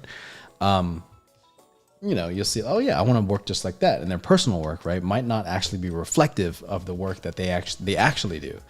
And that can be really bad, because not bad for them, bad for you in the sense that you see this work, so you think, oh, that's what they do, right? In reality, it's not even close, right? Because the stuff they do at work, they might be hired to like I guess do cleanups or do character turnarounds or do these things. When they get home, they like paint super loose, right? And I guess like I get a lot of pushback. I get a lot of like, I'm gonna say pushback, but I get a lot of like resistance to it because they're like, oh yeah, but this person like paints so loose and so nice, and I'm like, yeah, but that's them. You're you. You know what I mean? Like they have that person at that studio because you're talking to them, or you're like the person that's giving you crits or what? Not me, not me. When I say this, I don't mean me, like other people, right? It's like the stuff they do for their personal work oftentimes is what they want to do, but what people do at a studio is oftentimes so different. Like they'll hire you for one thing, they'll hire you for like, oh yeah, I really liked your paintings on this thing or whatever, right? And then they will, I guess, have you do other things, right? They're like, I really like your keyframes. I really like your, I don't know, your the way you handle these ideas. I like how original this project is. Whatever it is, whatever thing that they tell you, right? But you get in the studio and they're like, hey, that's really cool. Can we get like, this ortho real quick? Can we get this, complete turnaround of this character or whatever? And you're like, oh, but you hired me for all the loose stuff. You hired me for all these things. And I was like, well, it's cool, but what they need right now is oftentimes very clean, deliberate work, right? And I think for me, I emphasize that in my class a lot because the easy thing to do is, I guess, leave paintings done at like 70%, right? Because you're like, oh yeah, because I did this all the time. When I first started, I would do all the medium level paintings where I'm like, oh yeah, I kind of get the idea. I like how loose it is, right? And then you kind of stop there. But when I actually had to start working, or when I actually got to start working, it was a lot of like, oh, we need this described. We need this talked about. We need this shown. And it'd be like this gestural piece. And it's like, dude, nobody can see what you're doing. Nobody knows what the hell that thing is. Because it's just like, it's like 5 brush strokes. I'm like, dude, look at it, man. It's art. It's beauty. You know what I mean? And I think for me as for beginner artists, right, really learn how to describe things. Obviously there's merit. There's things that are really good about being able to paint loose and paint very gestural, right? But what you really want to start doing is learning how to clean those things up, right? That's why we kind of talk about a lot of process and like for those that have taken my class. Or classes, they understand like I work in a very particular manner because I want to work loosely in the beginning or have enough information, but I also don't want to have to restart a painting over, right? You ever do a thumbnail and like they pick that thumbnail and then now you have to like take that and finish it? And you're like, what the hell do I do? So you just like flatten it down because there's a million different layers and then you have to cut it out and then redo it. That shit takes forever. So I just don't do it. I just don't do it that way. You know what I mean? So it's a lot of like trying to understand, what production needs versus what I guess the artsy kind of artist wants to do. And I think that's a big distinction that I had to kind of learn how to figure out as I was developing as an artist, right? Let's see. Building glass windows at night. Cool. Let's see here. Let's try that. I'm just trying to like set up my my images right now. I'm just trying to like get something in here to that kind of works. But let's do that. Scale that up. Oh, bro, dude, let's go, man. I mean, I don't want to say this is easy, but like, you know what I mean? Dude, it just does itself. Pow. There you go. Sorry I'm kind of gummy these past few days. This past year, I want to be honest, has been Like just straight up gummy Kenny. Like this, I'm for everyone that took my classes this term. My bad. That was my fault. I got sick in January, and when I get sick, I don't even know why. And maybe it's because I'm teaching like 4 classes and doing meetings and mentorships and stuff. So I'm not really giving myself a chance to heal. But a lot of it comes down to like I just cough for like months on end. It's odd. I don't know what the hell it is. If someone's a doctor, you can let me know, fix me. But I would I got sick in January and I was like dying for like a week, like straight. It was odd. I'd never been that sick in my life. And then after that, it took about 2 months to kind of finally start getting this cough like under control. As you guys could, for those that like followed, right, this stream for like the last couple months, like that's kind of been what's happening. And then the end of February, right? I started getting to the point where I was like, I could go through a full day without like coughing or clearing my throat too much. And then I went to Mexico this past weekend, not this last weekend, or not this week, the week before that. And then my allergies like kind of acted up. And then I got all gummy again because all the mucus built up. And I was like, dude, now I'm like coughing again. It's the worst. So if anybody knows like the secret to like not doing that, I would love that. You'd be my favorite person on earth right now. I've been doing like Mucinex and like clearing all that stuff out, but I don't know if it helps, but as for like at least like getting stopped up at night, if you tried the those like nasal strips. oh yeah, I used to do that as a kid. I've been using nasal sprays lately, just so it kind of like loosens things up and keeps it moist. You know, sounds weird, Yeah. but yeah. This is what we came for. We want medical advice, not Mucinex talk. art. Yeah, fuck art, fuck concept art, dude. I just need to know what's gonna stop this coughing. That's worth its weight in gold, dude. All right. Let's go. Kyle says, man, you colored this so fast. Thanks, man. Appreciate it. I mean, you know, once you kind of have that like background kind of tone set, it moves faster than you would think. You know, it's weird. It's something that you know, when I first started, yeah, it took a second because, you know, you start kind of painting individual buildings, but like once you kind of know where to start, a lot of it kind of does itself, right? It's really weird. Like you guys saw it. Like you can rewind this, right? We're, you know, only an hour and 20 minutes in. It's like a lot of it really came together once I put that sky in, and it gave me a tone to kind of play with, right? Because that first step was me just kind of like figuring things out, just kind of like just going, oh yeah, that could be that, but I couldn't solidify anything, and that was a big issue I was having. That's why like a lot of the when I was saying that I was kind of noodling, right? It's because any decision that I needed to make, I wasn't actually able to make yet, because I was like, well, I don't know what value this is going to be, so I couldn't make any real decisions. And so it was just a lot of like, you know, just putting placeholders, and when everything becomes a placeholder, it's just not a good painting. You know what I'm saying? So, but yeah, that's the thought process. Hopefully that does what it needs to do.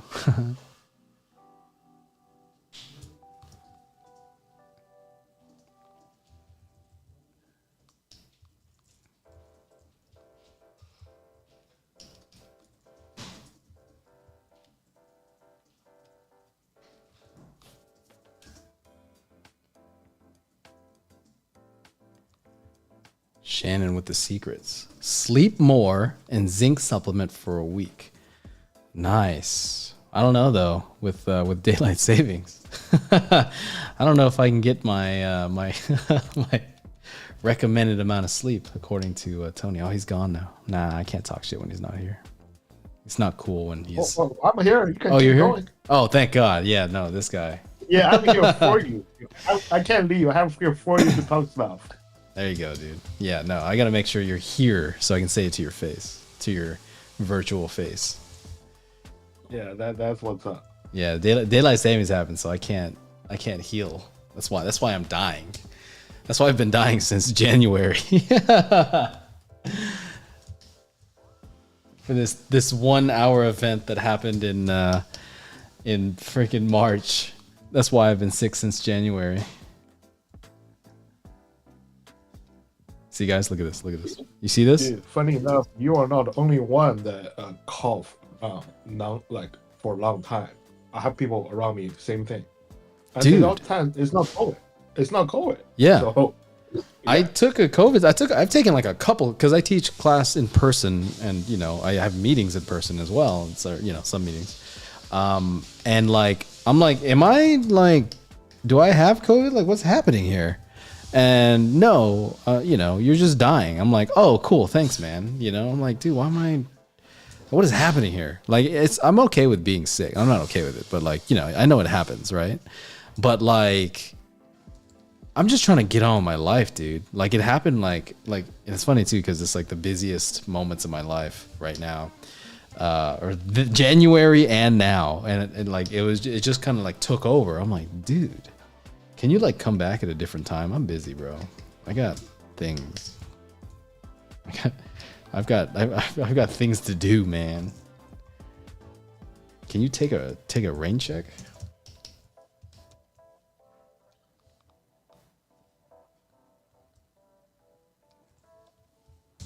You see me figuring out all these cut lines before I figured out this middle thing because I have no idea what's about to happen here. All right. Let's sack up and let's do this.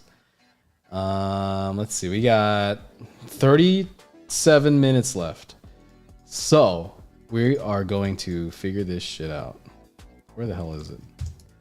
Pro tip, if you're looking for your layer and you don't want to like look through your layer stack, just press V and Control and you can grab it. And it leads you right there. It's like a hound, like a bloodhound. It just finds it for you. All right, let's establish this. I think something that helps me a lot is words, right? Let's see. No, maybe not words. We'll come back to that. We'll do that in a second. I need a sign. All right, so this is where my reference comes in. This is what I want to do. This is it, bro. This is it. So I'm gonna look at a lot of these, and we're gonna be inspired, right? We're gonna make something happen. And a big reason that I actually like finding a lot of these references, right, is that it shows me real life, right? Oh, that's kind of cool, right? Like something like that. That's dope. Like with this railing and the marble. Dude, look at that. Sick. And it's cool too. Like you can see like there's two different types of like marble here. There's like brick. And then there's like, it looks like concrete or some sort of duct, some stainless steel, painted wall or stone. I don't know. You know what I mean? There's like 50 different materials here. And it's just like, it makes it so much, I don't know, more lively. You know what I mean? And like when you actually look at stuff, like seeing like this kind of every other tile is this like slightly darker tile, like that's weird. But just on this top row, like I would never paint that, you know? You ever look at something in the world and say, I would never paint that? Like when a cloud's like that, like I would never do that. You just missed like you're doing the eraser tool and you just missed the spot. That's usually what that is for me. But I mean, it's real. It's right there. You know, that's what happens. Hey Kenny, have you seen the Osaka running man sign? Osaka running man sign? Yeah. All right, hold up. Is this safe for online consumption? Yeah. Sign. All right, hold up. You absolutely seen that before. Wait, what is this? This is like there's a main river running through Osaka, and it's got all these really cool signs. Yo, that's sick. And see, like, I like the scale, like, cause you know that's. Oh yeah, there you go. See, hold up, I'll copy this. And that's kind of what I wanted to do with this, right? Not like exactly, but this is good. This is why we talk, guys. But seeing like the scale of this person, because they're probably like what, that big, right? And seeing how big that is, dude, that's so dope. And like you know, just kind of giving us the scale. Look at that person. Get it, son. But yeah, like, you know, just see, like, I like kind of seeing that like how massive that thing, because that thing is huge, right? If you're actually next to it, it feels massive. And like trying to get something like that, right? That's what we're kind of aiming for here, right? That's what that big kind of sign was. It's like, you know, it's like that, like, you know how Blade Runner has that, like, that geisha chick, or, you know, there's this, like, all the big, huge holograms and stuff. That's kind of what I'm aiming for, right? So, all right. Let's get it. I need some signage, so let's divide this out and make a thing. And what I want everyone to kind of understand about this, right? Don't be too tied into like quality at this point, because I think something that's very tempting to do, right? And I'm very guilty of this before, is being too clean with the way you approach this, right? So, for example, right? Like I just put in a square there, right? And you don't want to you don't, like, I'll put in a square to just kind of get me going. But what you don't want to do is find like the perfect sign to kind of throw it in there now, right? Because something that happens a lot, especially when you have actual reference of like a place, right? And it's like, you know, like we're doing, like if you're doing something real, like this is like stuff for like Call of Duty or whatever, right? A lot of that stuff actually exists. So you're tempted to kind of find the perfect shape, the perfect whatever. And you run into this issue of, well, if you can't find the photo, you can't do it. You know what I mean? So what I recommend is put shapes in there that mean something, that actually do something for the scene, right? You want to create attention, you want to do whatever. And then after that, we will establish what actually goes in there, right? Because we need the illusion of density. We need the illusion of set dressing. We don't actually need to fully render the set dressing right now, right? Because it's not important right now, right? What's actually important is that this thing actually starts looking, you know, like it's a place that has some sort of story, some sort of idea, right? And we're gonna kind of start moving that into the next phase of what we're talking about here. We need to kind of start figuring out, like, hey, what does this place mean? What's the whole purpose behind this location, right? So give me 1 second. Let me kind of get some of this other stuff done. Boom. Wait, hold up. There you go. Nope, not that one at all. There you go. What I want to talk about, and this is actually something I was actually talking about during the Livestream Plus yesterday, is being specific about what's happening in your scene, right? Because the more specific that you can be with your scene, the better off your scene generally kind of ends up being, right? So what I'm going to start kind of doing here is start kind of breaking down some of the stories that I had in mind, right? Because if I just have this space, right? Because, you know, the first initial thing that I did was I just started figuring things out, right? I started putting stuff in a thing, and now we're just kind of going. But I need to know, like, what's happening here. And I need to kind of know, like, how these kind of pieces kind of come together, right? This first step, I usually kind of start this way, where I'll design the general flow, the movement, and the kind of idea that's happening here, right? And then after that, I need to start kind of figuring out, like, okay, so why are these boxes here? Some of these things right there. Oops. Why are those here? Why are those here? Right? And a lot of this. And like down here, can we run that way? Right? And sometimes you can, and sometimes you can't, right? Because in a game level, there's oftentimes multiple ways to do multiple things, right? You can either go down this way, you can go around this way, or you can go this way. And each one has its challenges, right? This way, you're probably going to encounter the enemy in a smaller space. You know, maybe this one kind of leads us around to a higher position or whatever, and you're kind of like sniping from above or whatever. Maybe this one kind of is a more direct path, but this is the big path that everyone's going to shoot you in. There's no protection here, right? It just depends how you want to go about it. And this is kind of where, you know, I want to know why these things are here, because if I don't know, then it doesn't, you know, the designs won't really make that much sense, right? Like like, why is there a stacked bunch of things here, right? And so I need to kind of establish that story. What I had in mind was there's this kind of like futuristic, Japanese inspired city, right? Just something, sci-fi city, right? But it got shut down, right? Maybe some terrorist organization showed up. Maybe some sort of bad guy kind of is doing a thing, right? And our group is supposed to kind of go in there and, take some people out or do whatever, right? And so that's the idea. So it's going to be kind of empty your streets, and there's going to be, I want emergency lights to be a thing, right? I want there to be a sense of, like, when busy areas are quiet, you know what I mean? It feels odd. You ever been in Times Square when it's like empty? It's like weird, or down like, or even like going to like Santa Monica, for those that are in LA, going to like Santa Monica Pier at like super late at night, like at whatever time, and there's like nobody there, right? It's really odd. It's kind of off-putting, to be honest. And this is kind of what I want it to be like. I want this feeling of this supposed to be bustling place. It's empty. There's emergency lights going off, but there's also the natural lights that are happening in the city itself. And I'm gonna have like kind of a couple different things happening here. So, for example, a big reason, actually, I forgot to mention this whenever I was doing it. A big reason that I'm picking kind of a yellow scene, for one, it's natural lights, right? But two, we can kind of start color coding our scenarios, right? So in this case, we have like orangey yellow. So the danger is probably, I'm thinking like yellow, right? And then maybe down here, there's like a red emergency light kind of happening. Maybe you can even see it right there. And there's like a siren or something happening.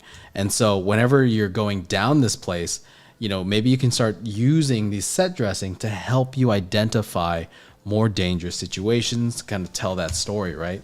Little things like this, whenever you're kind of designing your level, right? Designing a space, are very subtle messages that you can give your audience. You can give the player or whoever, watching or playing the game, that they got to like, they should know something about this space, right? So I'm gonna kind of start delineating some of that just to kind of get us in a good spot, right? But yeah, that's what's happening here. Do that. I'm gonna colorize. Boom, boom. Yeah, hold up. That's kind of cool. Pow. Mask that out. I'm gonna take some of this. Boom. Probably something like, actually, it's gonna go up like this. Let's go down like that. Boom. There you go.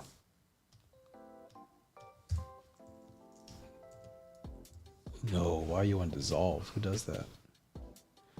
Has anybody like legitimately used dissolve before? I'm just curious. Why are you still on dissolve, dude? What's happening here?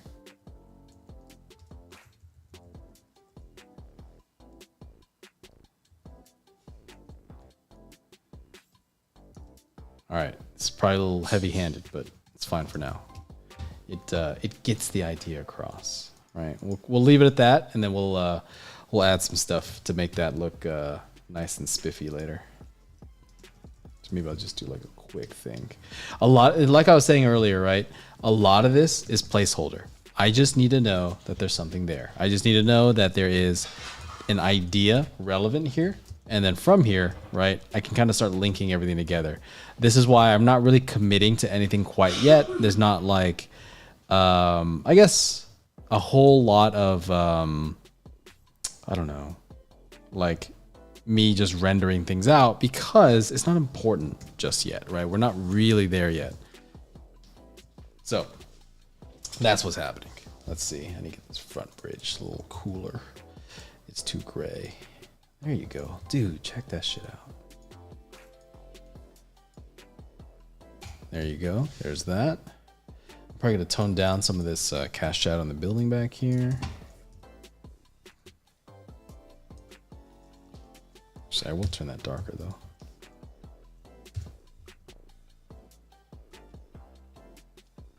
How's life, everybody? How's the things?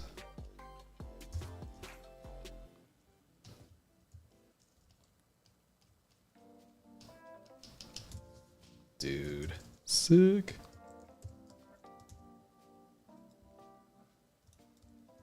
Hold up.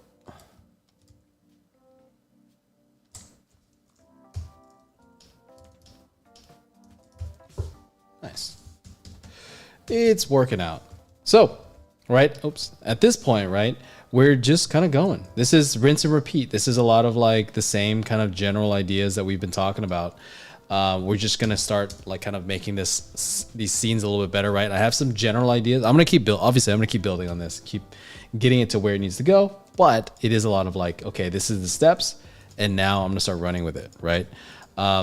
Really, for me, the most important thing to know about all of this is, you don't have to like, I guess, have everything 100% solved, right? We're kind of just placing things around, and what we want to do is kind of maintain the big picture, right? Like, what is this level about? What's happening here? Who's supposed to do what? And kind of like maintain those eye lines, those gestures, and you see how like a lot of this block out hasn't quite changed yet. I'm gonna start adding to it. But I'm not making any buildings like weirdly big. I'm not doing like a lot of, because a lot of these things, sometimes they'll set limits on like building size and various things like that. And I don't want to break it too much. There is a level of breaking that I am going to do in a bit. But I'm not going to like just put a straight up like skyscraper in there just cause, right? I'm going to make sure that I stick to the model relatively closely, right? There are some things that I changed, right? This is a whole different type of building now, right? And then I've cut into it a little bit. I've added some things. I'm gonna keep doing that for sure, but for now, it's like we're just trying to, I guess get a good base for me to then start running with, right? Wait, hold up. Boom, current work, no reference. Pro tip for those that are, I guess, new here, right? I have this folder called Silhouettes, and this is the best folder that you could possibly ask for in my scenario, right? And it's just like a bunch of things, just stuff, right? This is like silhouettes. I'll show you how to use it in a second. But it's kind of like the asset sheet idea that we've kind of talked about before. But now, right, I just have these shapes that are like super like complex and interesting, right? And I can start adding it to things. So that's what I'm gonna start doing now, just to kind of get me in a better position, right? It's just gonna help me kind of, just create, right? A lot of this now, right? All we're really doing is trying not to mess this up, right? What we're trying to do is maintain whatever level that they've established for me, whatever thing that I need to do, but all I need to do now is just, make it look cool, right? So that's what we're gonna do. Let's do that. Where's that wall at? So I'm just like grabbing pieces. Like, see how like it's already kind of started, and you can use it a couple ways. You can use it as a full shape, and then what I like to do is actually use it as like cut lines and stuff. So I do something like that. Let's do something like that. Actually, just do it on a different layer. There you go.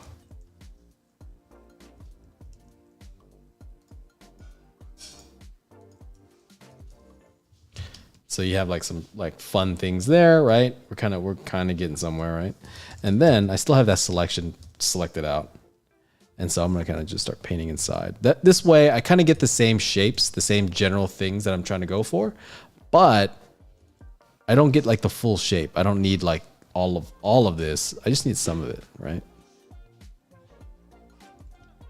And it's kind of creating these cool like 3D sections and all that stuff, so. Boom. That's kind of cool. Let's go, dude.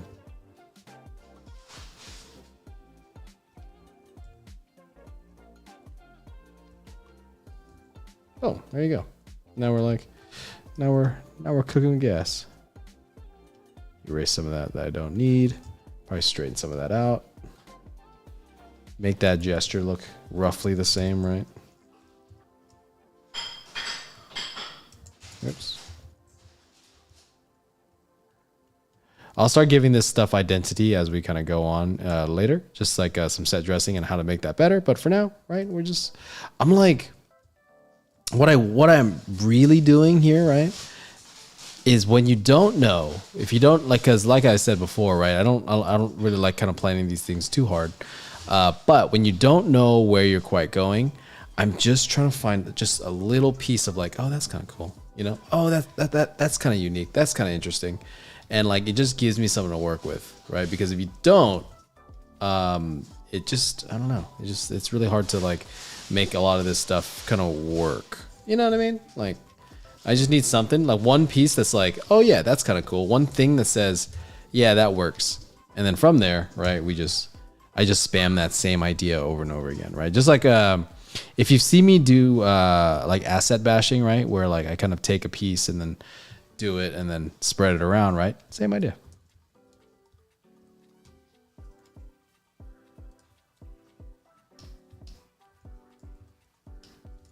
Cool. That's kind of interesting. Let's keep it going. Let's keep rolling here. Boom.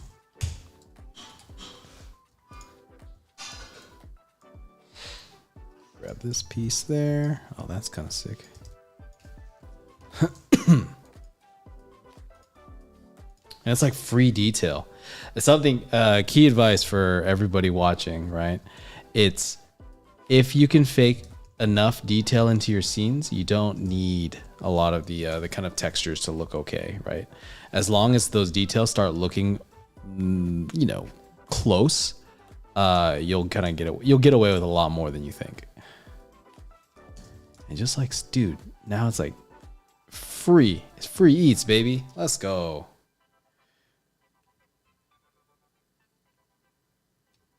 Let's see, something like that. Just maybe it's on the other side. Just merge it down and keep it running. Let's see. What if I can do something with those windows?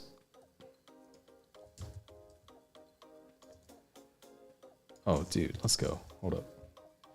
Hold the phone. Dude, look at that. Easy. Maybe I shouldn't delete that. What I'm going to do, I'm going to mask that out. Like what a real person should do. There you go. Yeah, we don't delete here. We don't commit. There's a lack of commitment happening. But what we do is mask. I try not to commit too much to like some of these decisions just because I'm like, I don't really know if that's gonna work out. And sometimes it doesn't, right? Sometimes people are like, nah, that's not a good idea. That's a bad one. And then, you know, we can kind of fix it from there. But the good news is we can just kind of undo all that, right? Whenever you don't need it or whenever it gets changed or whatever. Cool. Now we're cruising, dude. And like all these pieces, right? They're kind of, I just kind of kept them a little more abstract right now. I don't want to, something I like doing or, you know, I like to maintain is try not to like, I guess, whenever I'm doing this, I try not to push too much detail into certain spots, right? Like I don't want a photoreal kind of photo of a city quite yet, right? In some of these things, because I don't want, like, you ever get like locked into it? Because now, like, if ever I do it, right? If I ever like throw in like the window, like I did, and kind of leave it, things kind of start feeling off. You know what I mean? Like it's really odd because like, you know, it's not done. You know, you're not in a, you know, you're not quite there yet, right? But it's a lot of because you're comparing the pieces. It's really hard to distinguish. Like, oh, hey, you know, what's this supposed to be, or what's that supposed to be, or whatever. And I want to make sure that, you know, I just have the general feeling down first, right? I'm not trying to commit to anything too soon. What I'm trying to do is just get the feeling right. And then from there, you know, we'll kind of figure out the rest, right? Because the silhouettes, the general kind of big reads is what I'm aiming for. After that, it's pretty easy. No, I want to leave that dark. Right? So we're committing to that color palette. All right, I got the sign here. Let's go back. Where's my reference? I need an adult. Boom, work.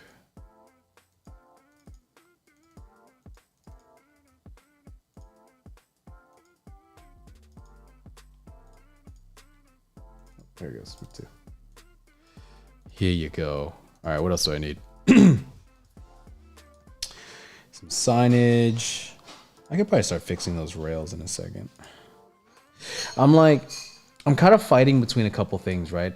What I want to do is, I guess, I want to get some of the bigger pieces down, right? Some of these kind of bigger kind of details, because I don't want to commit too much to like some of these textures yet, because that's the rendering phase. We'll do that later. But I do want to kind of get some of these details kind of looking okay, you know? But I have two problems here. Something I'm kind of figuring out as I run through this. I have two problems that I kind of need to figure out. Oh, dude, look at that. Free eats. Let's go. We take those. But I have two issues that I'm facing right now, right? The first issue is, what is the language that we're kind of trying to establish here, right? That's a big one. That's what these cut lines are for. That's what a lot of these kind of shapes are, right? It's me establishing what the design language is, right? That's the first step. Or not the first step, that's one of the steps, right? The second problem is, you know, I guess what is the set dressing elements that I'm using to kind of create this this story, this narrative or whatever, right? And I'm like, I guess I'm kind of bouncing in between the two. I'm trying to, I guess, figure out like, you know, like what does this even look like, right? Because I keep coming back to these cut lines because I'm like, I don't know if I like this form language quite yet, right? And if I don't really like the designs kind of happening here, what's the point, right? But also, I don't know what, I guess, some of the, I don't know, some of the design pieces, or not the design, like the physical design, but like the location design and all those things need to be quite yet. But I have reference for that, and I can make it match up. So I think that's why I keep kind of bouncing back and forth between the different elements, right? I keep coming back to this cut line section because this is the most figured out section. And if I can just take this and repeat it, we'll be good, right? It'll probably look okay. But I need to figure it out first. You know what I'm saying? So we're in a dilemma. Not dilemma. We're figuring things out, but you know. I hope this is helpful. And it's funny because like something that I'm doing here, right, is I'm actually like being lost, right? And this isn't something where I'm like, oh yeah, I was planning to do this, but then I actually, you know, I'm trash at it, so we're just gonna kind of mess around, flounder about. This is like how we actually work, and it's something that I want to try and show as much as possible is like, how do you actually figure these things out, you know? Because it is kind of frustrating sometimes where like, you know, you get an assignment or whatever and you watch somebody do it and they just kill it and you're like, well, okay, cool. If I was your level, yeah, sure. You know, I would kill it too or whatever, maybe, I don't know, but you're not. So how do we figure this out? And I just want to kind of run into these problems as much as I can, even if it's kind of uncomfortable, to be completely honest. I want to run into them, but also explain that I am running in them, that I'm catching myself running into it. You know what I mean? Because that's the biggest thing. It's not the fact that, you know, you're kind of like off track or whatever it is. It's understanding when you are and when you aren't. When are you actually figuring things out? Like right now, I kind of feel like I'm moving with this, where I'm like, oh yeah, I kind of like where that's going. It's just like a little part of this, the architecture that might look okay. And then I'll, you know, kind of duplicate this effect. Like it's really easy once you have the recipe, right? And so I'll kind of duplicate this into all the other sections. But for now, right, I just want to kind of focus on it and be like, okay, what does this thing actually look like?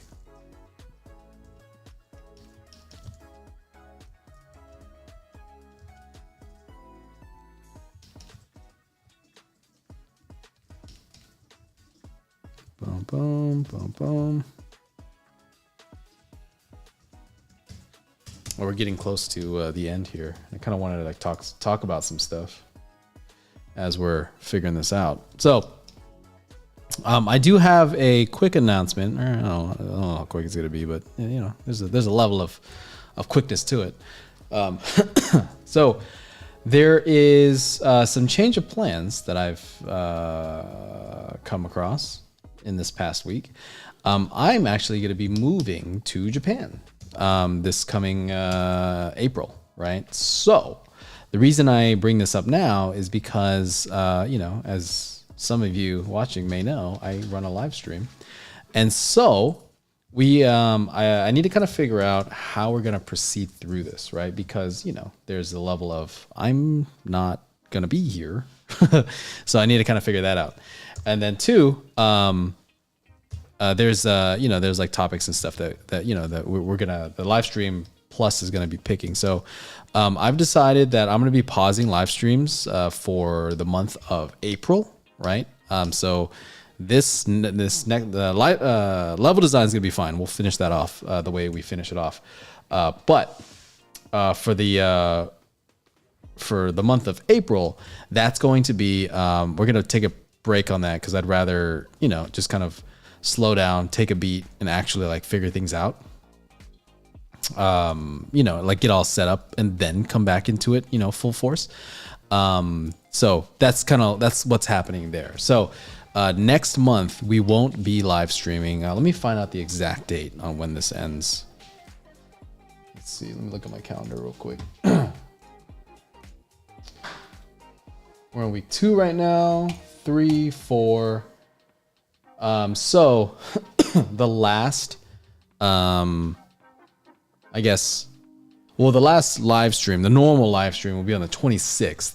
And then for feedback session, right, on, for live stream plus, that's going to be on the 1st. So, just as a heads up, actually I still have the 2nd here. So that's actually not that bad. Maybe what we'll do, because on the 2nd, that's technically the first day of that next month, right? I'll still be here, technically speaking, so it's not a problem. Maybe we can do like something special. We won't do like a topic-based thing, right? We won't do a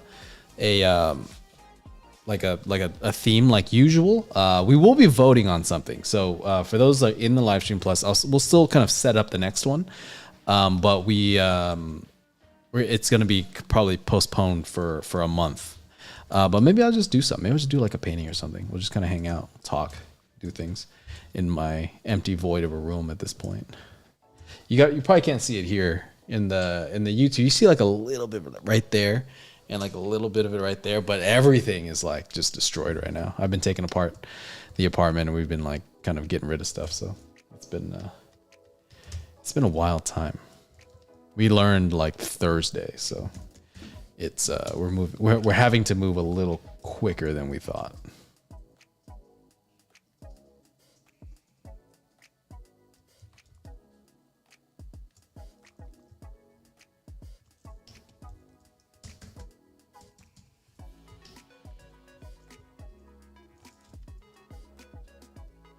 Boom.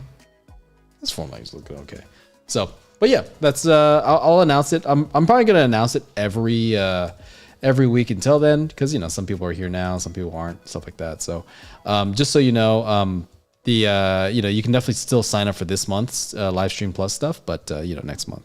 I mean, you still can, right? If you want, if you're down like that, but I can't promise there's gonna be any like content. So just wait, just hold off on that, and then we'll kind of jump into it. You know what I'm saying? So,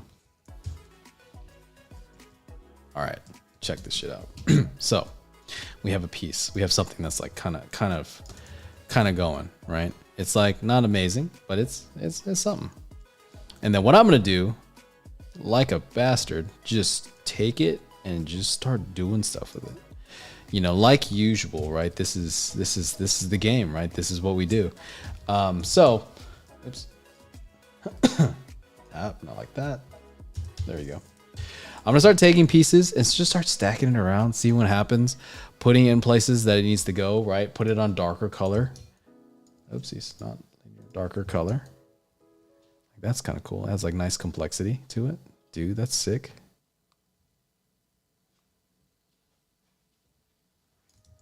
Boom, boom.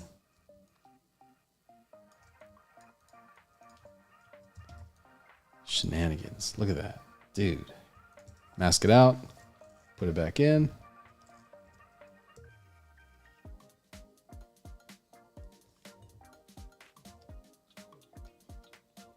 All right, that's kind of cool. Let me see something real quick.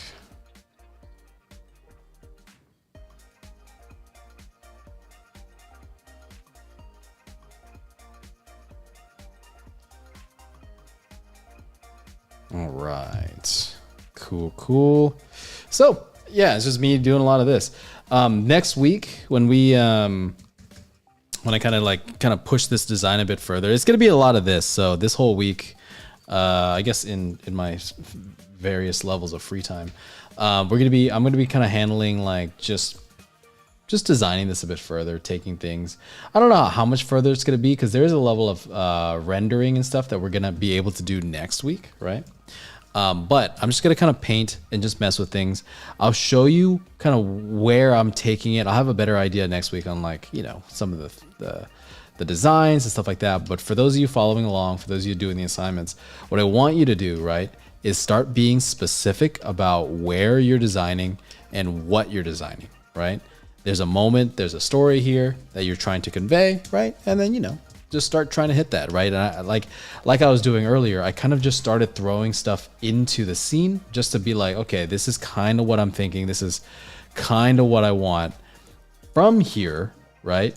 Now it's like, okay, I have a general idea and I need this stuff to kind of start working out a little bit better, but no, it's getting there, right? So let's see, let's warp that. Maybe that's like too much of the same shapes back and forth.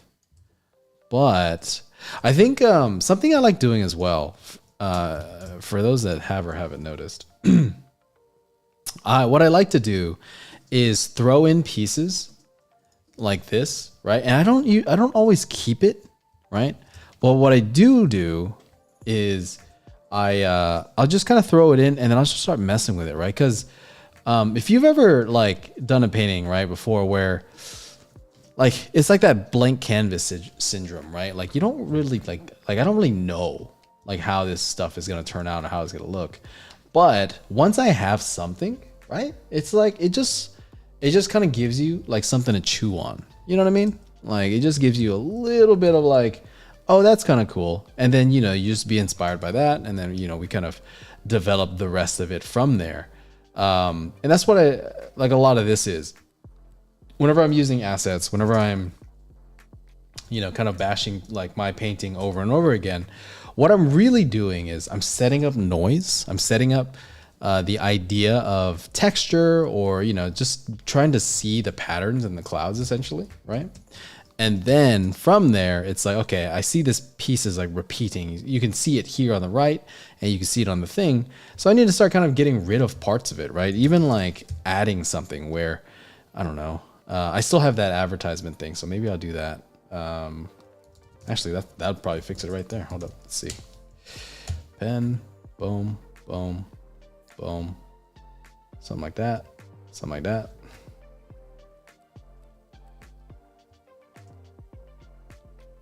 Boom, boom. There you go.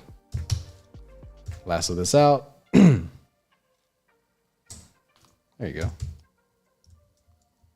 Right, and so now what happens is we have, this is probably way too bright for what that's going to be, but it is something where it is, it's the same general shapes, right? So now you have something that is in a similar kind of shape language, but you now also have something that is unique to this thing, right? Because that's what it's all about. If you take the same exact piece, like for form language, right? If you take the exact same piece over and over again, it can kind of get old, right? But if you use it and remix it, it looks consistent. And that's what we're looking for, right? So we're just looking for consistency here. We're just looking for the idea of like, oh, that's, you know, that's kind of in the realm of what I'm looking for. And then from here, it's, you know, just making sure that all your stuff looks good, you know? So let's see, let's merge those together. Brighten that up, darken that down, something like that. Maybe it's like a double-sided kind of thing. You know, there's one advertisement for the outside. There's also one advertisement for that inside section. And I'll kind of like do that glow thing.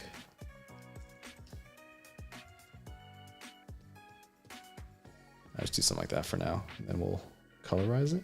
Am I colorizing things? No, that's dumb. That's not smart. Let's see. We'll fix that in a second. We'll make that stand out. I like it was really bright. I'm thinking like, should I make it stand out that much? Who knows? But we'll see. Something I'm doing a lot. I like to do a lot, and I don't know if you've noticed or not, but I'll put it down. I'll be like, nah, that's a bad idea, right? And then it's like, try to analyze what you're doing, right? Because oftentimes, we'll kind of make moves. We'll like just make things sketchy, do whatever, right? But oftentimes, if you're not really like, I guess, actively thinking about whatever move that you just did, does that serve or does that serve your purpose or does that work against you, right? And you really want to kind of know these things. You really want to like really understand like, hey, I'm doing this because A, B, and C reason, right?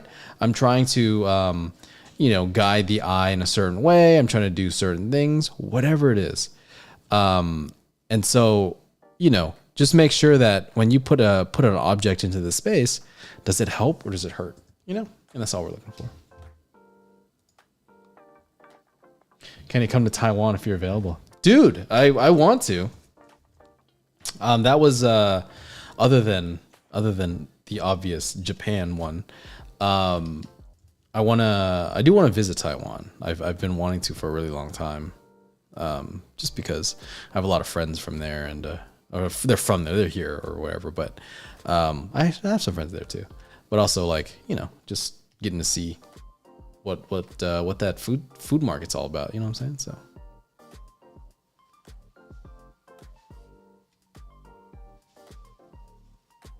blue? No, blue's weird. Blue's like sci-fi blue, like it's like that's too easy. But pink though? So wait, Kenny, when you move to Japan, what city are you gonna be like? We're gonna be in the settlement? the Gifu area, so like the central kind of. Gifu? Yeah.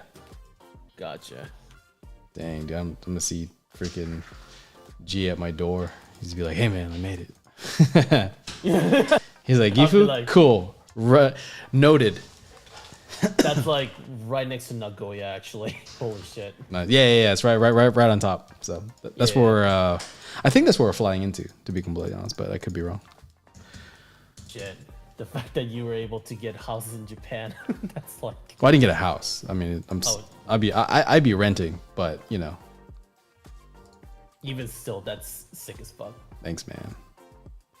It's been a plan for a while. I think I think I've been mentioning it since like 2019. I mean, obviously not on live stream. We haven't been doing this since then, but I was taking some like Japanese classes and we were kind of like figuring things out. So I like just trying to like slowly make our moves there, and but I guess the active part wasn't until recently. And something that I did want to talk about, I know we're like over on time now, but fuck it. I run the stream, right? So, but like something that I think kind of, I don't know, gets like overlooked a lot, right? Is like, I guess the ideas of things that you want to do, right? Because I think for a long time, since like 2019, like it was that 5 years ago, right? The idea of going to Japan was like, I guess like something that we really wanted to do, right? And which is fine, right? People have that idea all the time, right? But something that you really want to kind of, I guess, think about is something that I had to actually remind myself of is, there's things that you want to do, right? Oftentimes when we first start, it's like, hey, there's a studio I want to get to. There's a place I want to, whatever it is, right? There's things that you want. When you first start, oftentimes it's usually a job, to be completely honest. I want to work at this place. I want to do these things. I want to work on that IP, right? That's usually the start. But after a while, you start having normal goals again. Like, I just want to like go travel, right? Like, I was talking to a friend about this and I was like, he was like, oh yeah, I just want to travel, dude. I'm like, cool, man. So like, what are you doing about that? Right? He's like, oh yeah, I'm trying to find a job right now. I'm like, cool. a studio job, like an in-person, in-house job, right? And he was like, yeah. I was like, oh, so you're not gonna, you're not, because I was like, how much do you want to travel? And he's like, dude, I just want to like just go abroad for like months at a time, I'm like, I mean, if you worked at a studio, that's not happening, It was like you can get to what, 2 weeks every year, and that's, you have to line that up with your wife as well. And I'm not like knocking him or anything, but that's the idea, right? We have all these plans to like do these things, but then opportunities come up or something changes, and then you kind of find yourself not I guess moving on that track. And I think for me that was a big thing where I had these ideas where I'm like, okay, I want to do this thing, right? I want to go to this place. I want to experience this thing, but then like I guess the situations that I was putting myself in actually kind of worked against that, right? And in every respect of like kind of what I was doing, it made sense where it was like, yeah, you should probably do that. It's like, oh yeah, you should probably take on this workload. You should probably do these things. And for me, like after I had to like kind of step back and be like, is that actually like leading me towards the idea that I wanted, And I think this past year I had a big kind of reframing moment, where I was like, well, this isn't what I want to do at all. It's like, there is aspects of it that I do enjoy doing. Don't get me wrong. I'm not talking about like entertainment design as a whole, but just like, it's like, I don't want to work in person. You know what I mean? I want to go do my thing. I want to go, you know what I mean? There's a whole bunch of things that I want to do that if I worked at a studio, they would never allow me to do that ever, because why the hell would they, because that's not how it's run essentially. And so, I had to make a decision of like, okay, well, do I want to continue doing that? Right. And ultimately, I came to the conclusion that I did, but it's funny because a lot of the goals that we set up, they, I don't know, I guess for me, it's easy to kind of, for me, it was like really easy to say it where I was like, oh yeah, we're trying to move to Japan, right? Cause I was taking like Japanese lessons and stuff. I was like doing these things. Right. And then like, I'd get so what are you doing to kind of do that? I was like, I don't know. You know what I mean? It's like, I haven't gotten to that part yet. You know what I mean? But in reality, right? It's funny because I say it to my students too. And it's like, I think that's even like more hilarious because that's the stuff like, cause how do you get somewhere without entering those coordinates on your GPS essentially, right? And I think I had to like kind of like reframe all that for myself this past like year-ish, and I don't know, it's been an interesting experience. I think my goals like at this point in life are starting to kind of move in that direction just a little bit more, and I think like a lot of like the live streaming stuff that we're doing now, or even some of the jobs that I take, or even some of the jobs I say no to, right? That's a big thing of like, I think whenever I first started, right, it was basically how many jobs can you say yes to, right? Because that's the goal, right? It's your whole existence up until, I guess up until then had been, you're not getting any work or people aren't noticing or whatever, right?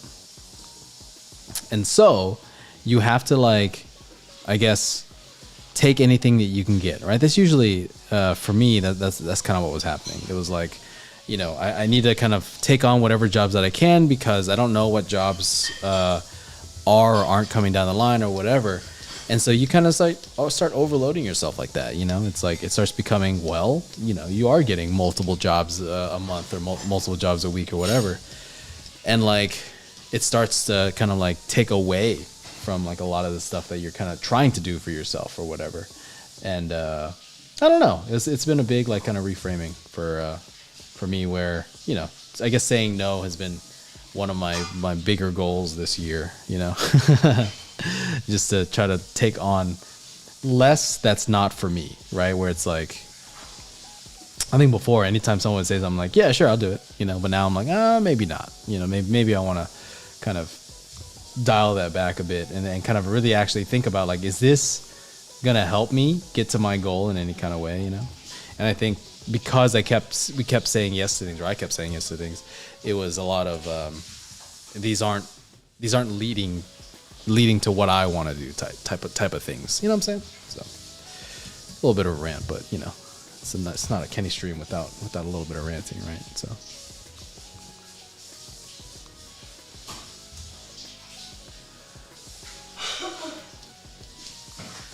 Cool. All right. So let's wrap this up. So I'm going to keep going on this, right? Just like usual. Hopefully by next week, right, at the very least, I'll kind of have this kind of base coat down, right, where we have some set dressing elements. I have some pieces that I'm going to kind of start throwing in there and start doing stuff with. You know, there's some photo bashing that I'm probably going to be doing a little bit later, right? I'm not going to kind of worry about that too much right now. What I want to do is start establishing, like, what the hell I'm even doing, you know? There's a lot of, like, especially because I'm having to design this place from scratch, I'm having to, like, rediscover kind of what some of these pieces are, what I'm even doing with a lot of this, right? So it's gonna be a lot of rinse and repeat. I'll show you what my final result is next week, just like usual. But when it's like, when you're doing this, for those that are following along, right? Just remember, right? It's what is the goal of this stage, right? This place is, you know, I still stuck to that initial plan of kind of what I had. Where's my sketch at? You know, we still have a lot of the general shapes. You know, I kind of put the shapes in there.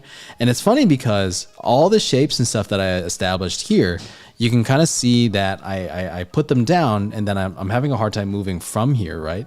And I probably need to do another pass at, like, what else needs to be here. Draw more, this and that, rinse and repeat. And I'll probably show you that next week. But just know that the goal, even though I might feel a little bit lost and I'm kind of like discovering the piece as I'm doing this, right? Just know that I am still keeping the main thing in mind, right? Even if you're lost, even if you're, like, you know, trying to figure out, like, oh, I don't really know what's happening here, you know, but at the very least, you know where you should be going, and that's what's important, right? So just kind of remember that. It can be kind of like hard to notice that, right? But if you ever feel uncomfortable, if you're ever feeling like, oh yeah, something's, like, you know, not quite working the way I want it, just remember those things. Just remember, like, how to kind of troubleshoot that for yourself. Because oftentimes, like, especially for me now, where I do full-time freelance, I don't have somebody, I guess, over my shoulder kind of doing that for me anymore, like I did when I had, like, an art director or something, right? When you have a lead or something, they'll kind of point these things out to you. But me as a, my own artist now, I have to kind of know that and catch that myself. You know, I have to be able to identify these moments and kind of make these things happen. So just try and find that for yourself. It's inevitably happens to everybody, right? Just remember that, you know, just kind of take that to heart and kind of keep going with it. You know what I mean? So. But yeah, if there's any questions before we dip out, I mean, I'd love to answer whatever. But it looks like you guys are all questioned out for everything that you guys were wondering. It's all that daylight savings, right, Tony? Just got us tired. You know what I mean? How do you feel about Oppenheimer and Godzilla won both Oscar as a sequel and original? The first time in the history. I liked Godzilla a lot.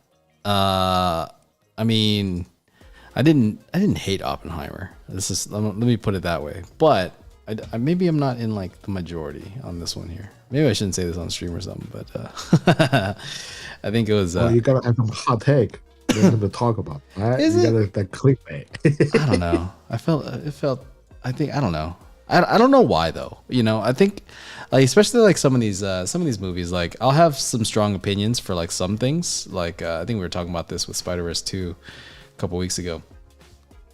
But I'll have some ideas as to, like, why but, like, for Oppenheimer, I don't know. I watched it. I watched it the way we're supposed to watch it too. I did the IMAX, I did the 70 millimeter, this and that, and it was cool. It was, but I don't know. I think something about it. It just didn't do what I was hoping it would do, I guess. I don't know. Oh yeah, I get it, because as how to say this, it's like the way as how the movie to be made is like the perfect textbook how you make a movie. But as, like, the story wise, and then I was like, the whole thing, I was like, oh, okay, I'm not gonna watch again. Yeah, because cool. Right? Yeah, it's like cool. Oh yeah, That's it. Yeah. Yeah, right. And that's you know what I mean. Like I don't know. There's something about it where it's like it's. I guess it was a beautiful picture, and like you know, it has the Nolan touch, right? But I don't know. I didn't. Maybe I missed something, right? Maybe I need to like analyze it or do some stuff to it, you know, or whatever. But maybe I need to watch it again. Who knows? But I don't know. I didn't have a strong reaction to it. I was like, cool. Yeah. You know what I mean? Like, I don't know. It's very funny. I get you. Yeah. But because it feels like 3 different movies stitches together. I don't know. I gotta ponder on it before I say anything too serious about it. You know, I think for me right now, it's like, it's okay. All right. It's good. I don't know if it was best picture good for me, but you know, I mean, that's I don't vote on that stuff. So who knows? Yeah, for me, I didn't want it to win the best picture. I feel like best editing, yeah, sure. Best actor, sure. Best like screen, best like photographer, everything, yeah, that's sure. But best picture, I don't know. Dude, you know, like I think like, but something I do agree with. I think Godzilla like deserved that. You know, I think they should have had a better. I don't want to say a better award, but you know, like a different award from best VFX. Like, I mean, they had some cool VFX for sure, but you know what I mean? Like, I don't know. I feel like that should have just been. I don't know if it was best picture, but it was very good, right? And I think for me, whenever we watched it, like.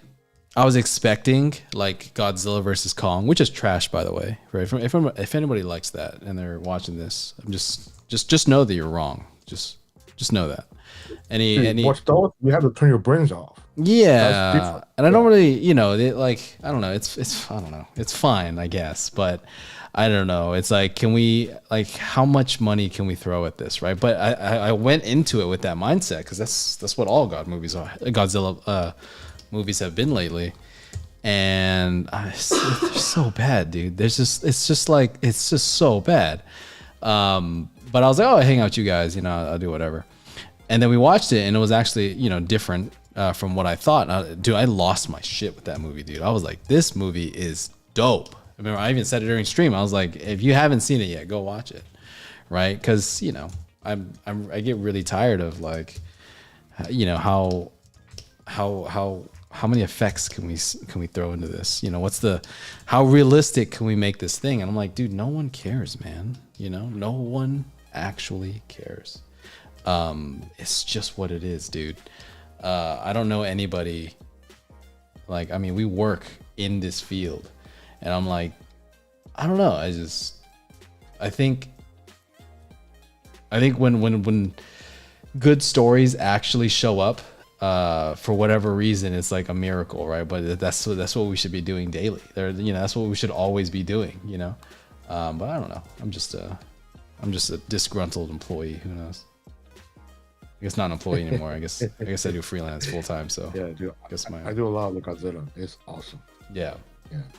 But I think it's like the first time ever I seen like a Japanese movie that actually portray World War II as like a bad thing.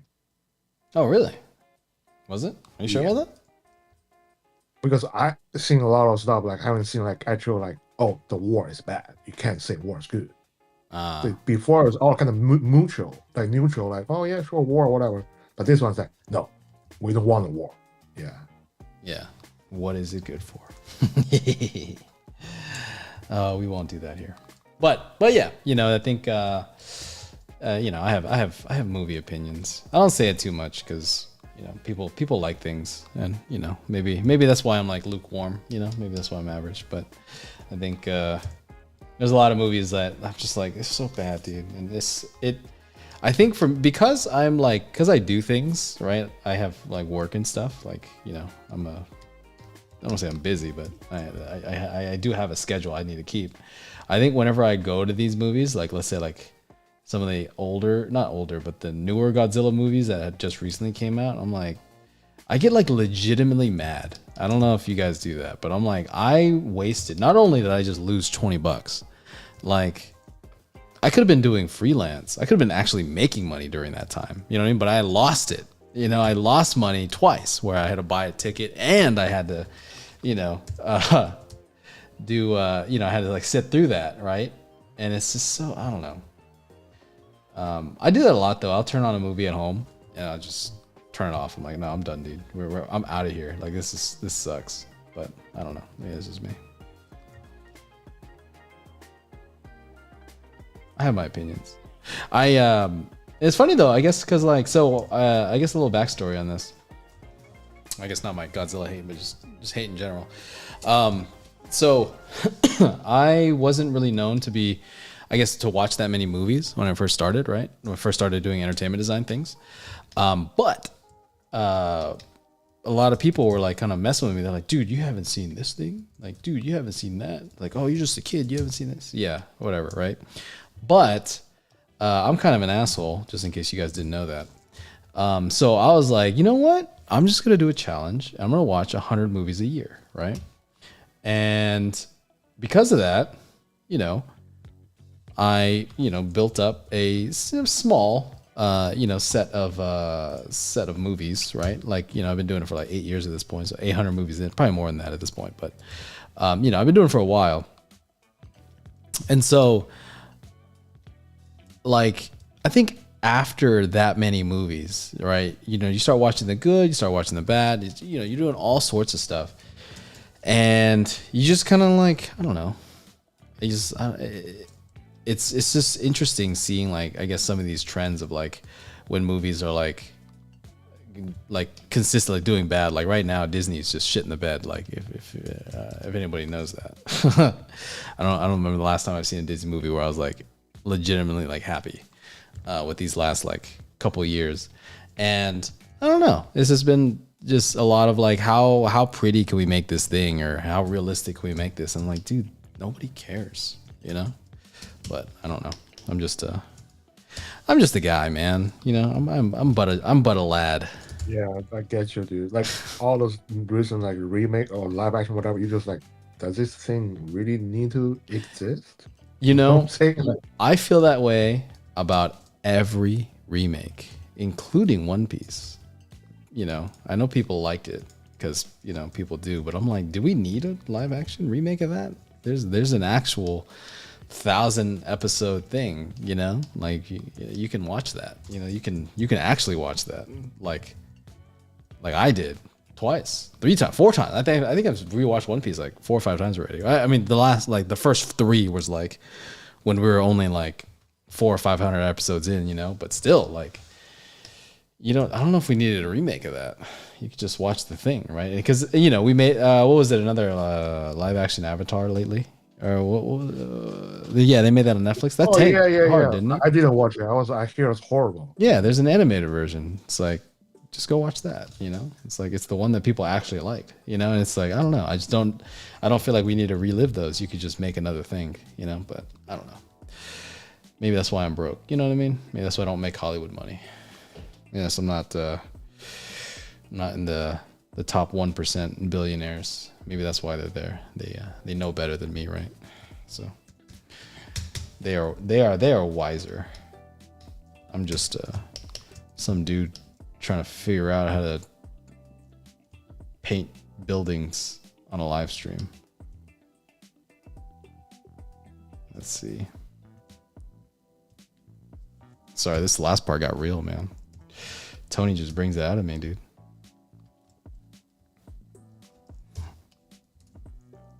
For those that are like, I guess, new to this, yeah, this is a lot of the stuff. Like when we go hang out in person, there's a lot of that. So I don't say I'm like bitching or anything, but you know, we do. We talk about more things, and I think something too though.